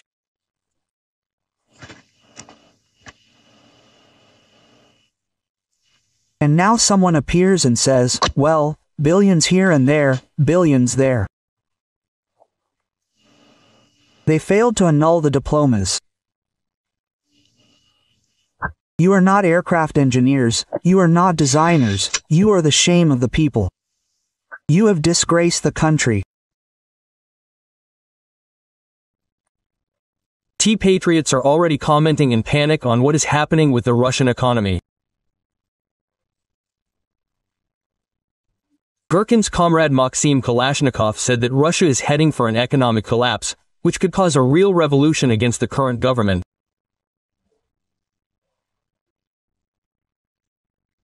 He admitted that Putin's assurance that the economy is growing and sanctions have benefited Russia is a blatant lie. And in reality, their economy is starting to collapse. Despite all these cheerful statements that everything is fine, everything is moving forward, we are winning. No, guys, unfortunately, the situation is very bad. I have long forgotten, ignoring the words about unprecedented economic growth. That's it, even officially it has stopped. That we have the 4th economy in the world in terms of purchasing power parity, one cannot help but see what is happening in the rear, namely in the economy. He also interviewed Vladimir Baglayev, director of the Cherepovets foundry and mechanical plant, who said that production could soon stop completely, followed by a wave of bankruptcies at enterprises. According to him, there is a serious crisis in Russian mechanical engineering, which is why free vacations are being introduced, the work week is being shortened, and teams are breaking up. A new process is beginning with credit payments, then our production begins to fall, the GDP falls, and first of all, production with high added value falls. As a rule, it starts with the fact that you do not have enough sales for your products and you start having problems with liquidity and cash flows. In this situation, the first thing you have to save on, there are no other options. This is a reduction in the level of wages for workers. You have been gathering them, preparing them, teaching them for 3 years. There were not enough turners, welders, plowmen. And now you are talking about a 4-day week, unpaid leave and everything else. For example, the largest plant, Rozamash, where tens of thousands of people work, was also on the verge of bankruptcy. Russia had all the resources to develop the country, many sources of income and successful enterprises. But instead of growth, they chose to ruin their country through a war of conquest against Ukraine, killing hundreds of thousands of Russians and destroying their own economy. And all this for the sake of the ruins of Ukrainian cities, which no one is going to restore. We, as a plant, were one of those who supplied products to both Rozamash and the Jurovsky plant. I have not supplied to either for more than 6 months. Those unpleasant things that happen at Rozamash. You see, here's one problem, in my opinion, due to the scale of this company, the trouble, that is happening there. It has become widely known to the whole country, but because they are big, because they cannot go unnoticed, but these are only funds from the very top. After all, everyone has the same situation. That is, they also have 12,000 people working there, who work at the main enterprises at Rozamash. In total in the country about 60,000 people in mechanical engineering and in production with high added value 60,000 people. So, their sales have stopped.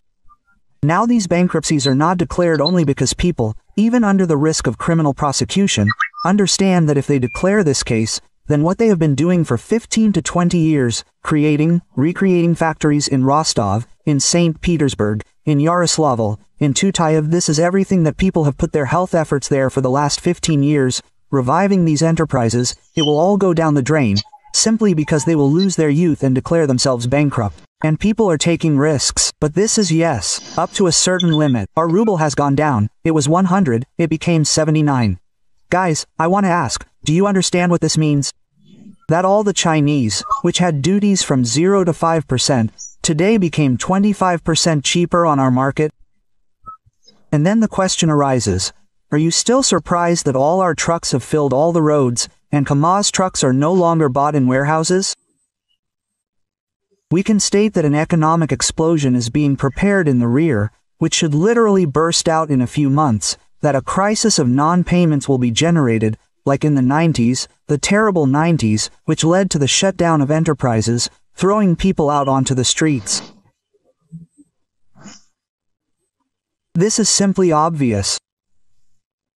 So it is surprising that the central government lives in some kind of cocoon and does not understand, apparently, this problem.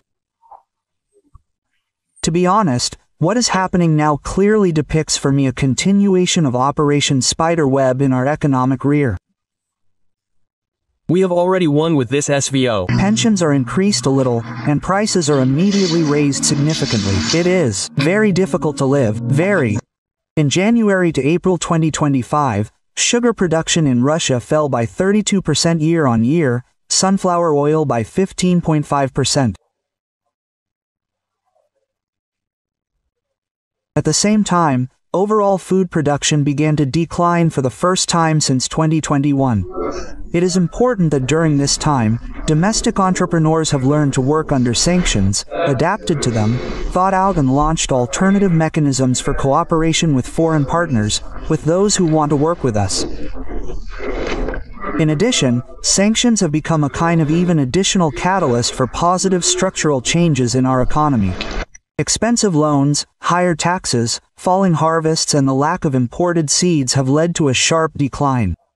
Production of 3 basic food products in Russia. In April alone, according to Rosstat, Russian factories produced 35,000 tons less sugar than a year earlier. That's minus 36%.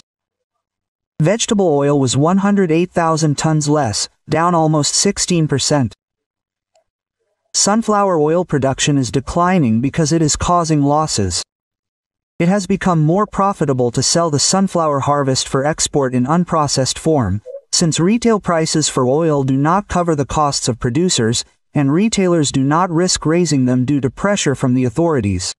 At the same time, at least 2 sunflower oil factories in Russia have already stopped production due to financial problems since the beginning of the year. Well, I'll kick their asses. Also, flour production has become unprofitable due to the high key rate. In February, the Union of Flour and Cereal Enterprises warned the Ministry of Agriculture about the threat of mass bankruptcies due to the growth of loan rates to 25% per annum and higher. 2 months later, in April, the Geinholding Group of companies, one of the largest flour and bread producers in the country, was on the verge of bankruptcy. Putin has acknowledged the potato shortage that has formed in Russia. Much more needs to be done. You probably know all this. Potatoes, vegetables, some sugar beets. We don't have enough of this. We need to ensure the stability of these processing industries, among other things. Russia is gripped by a potato crisis. According to the Federal Statistics Service, the price that Russians pay for it has jumped to a record high, increasing by almost 50% this year alone. Thus, potatoes have recorded the largest price increase among all monitored food products. This happened after prices almost doubled in 2024 amid poor harvests. Of course, you can buy potatoes in Belarus. They are big experts in potatoes there, but they have quite a lot of their own too. So, it ran out there. And did it run out there this year? How did it run out? In Belarus. Alexander Grigoryevich is holding a meeting there. Maxim says that potatoes have run out in Belarus. Something like that. The salary, frankly speaking, is not small in the country. The average, which, let's take, it allows you to buy a significantly larger number of bottles than, for example, the average salary of the Soviet period. What can you say here?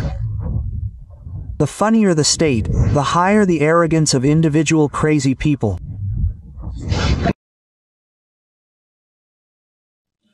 Growth is exhausted. How military mobilization and the raw materials crisis stopped the Russian economy.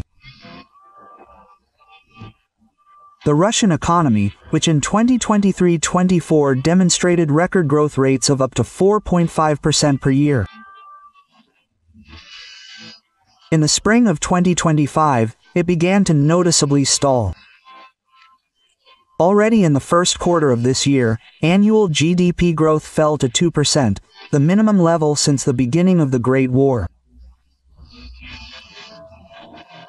Experts note that the peak of overheating was passed at the end of 2024, and the current slowdown was the result of the exhaustion of the potential for extensive growth due to the mobilization of the economy for military needs.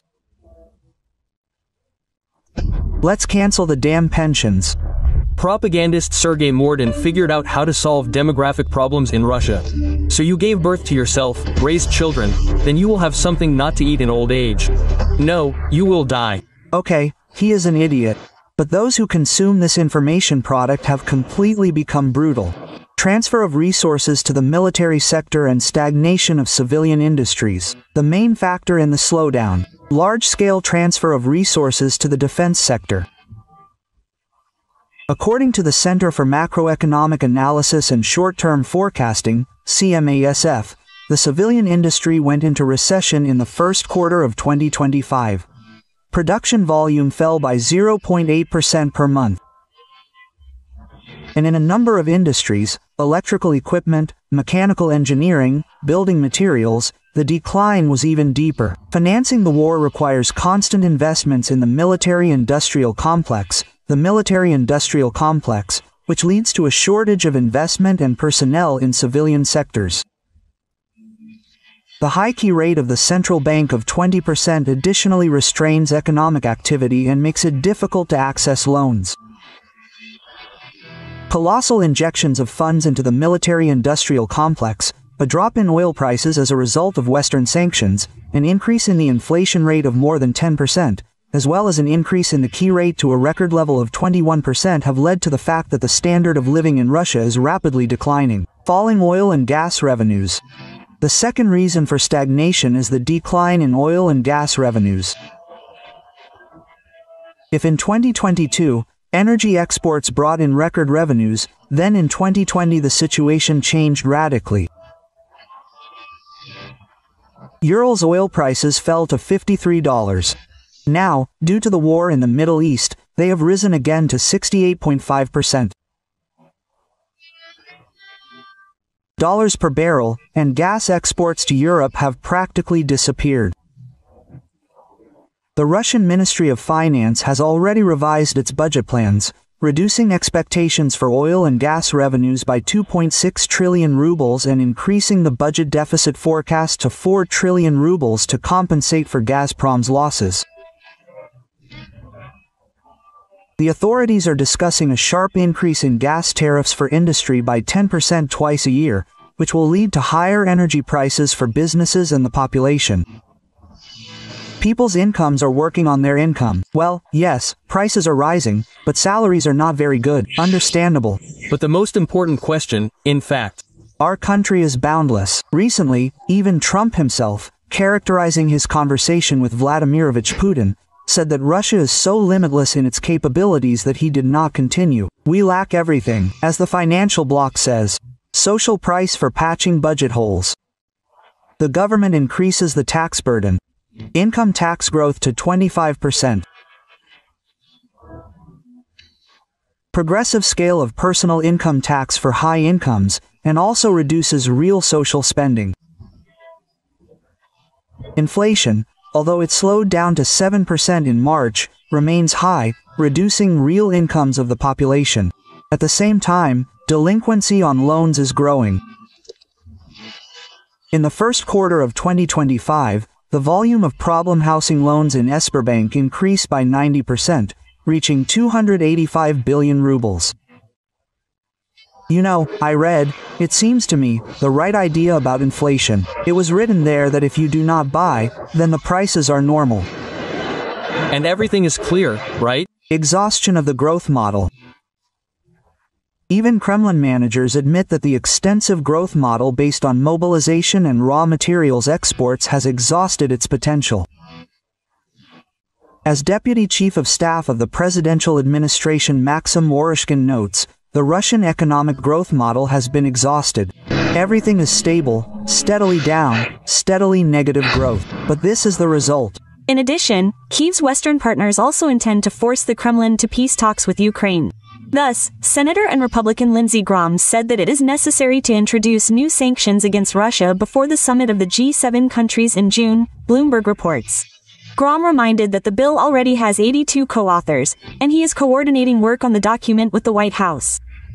The bill, let me remind you, provides for the introduction of a 500% tax on imports from countries that buy, in particular, Russian oil products and uranium. What will happen next?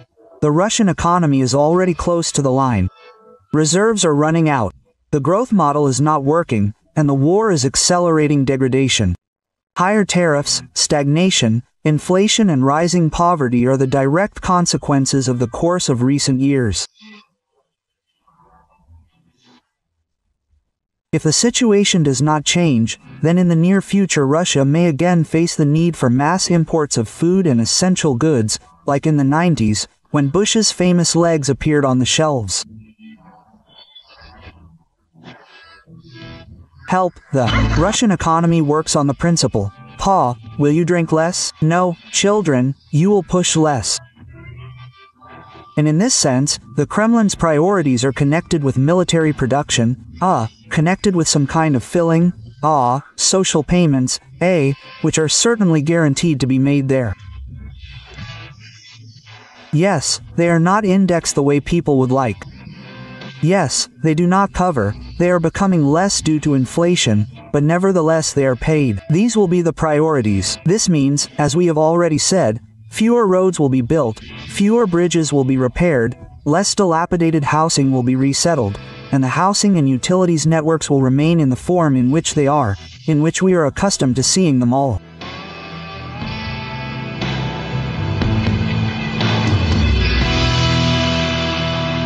What is needed in crazy quantities?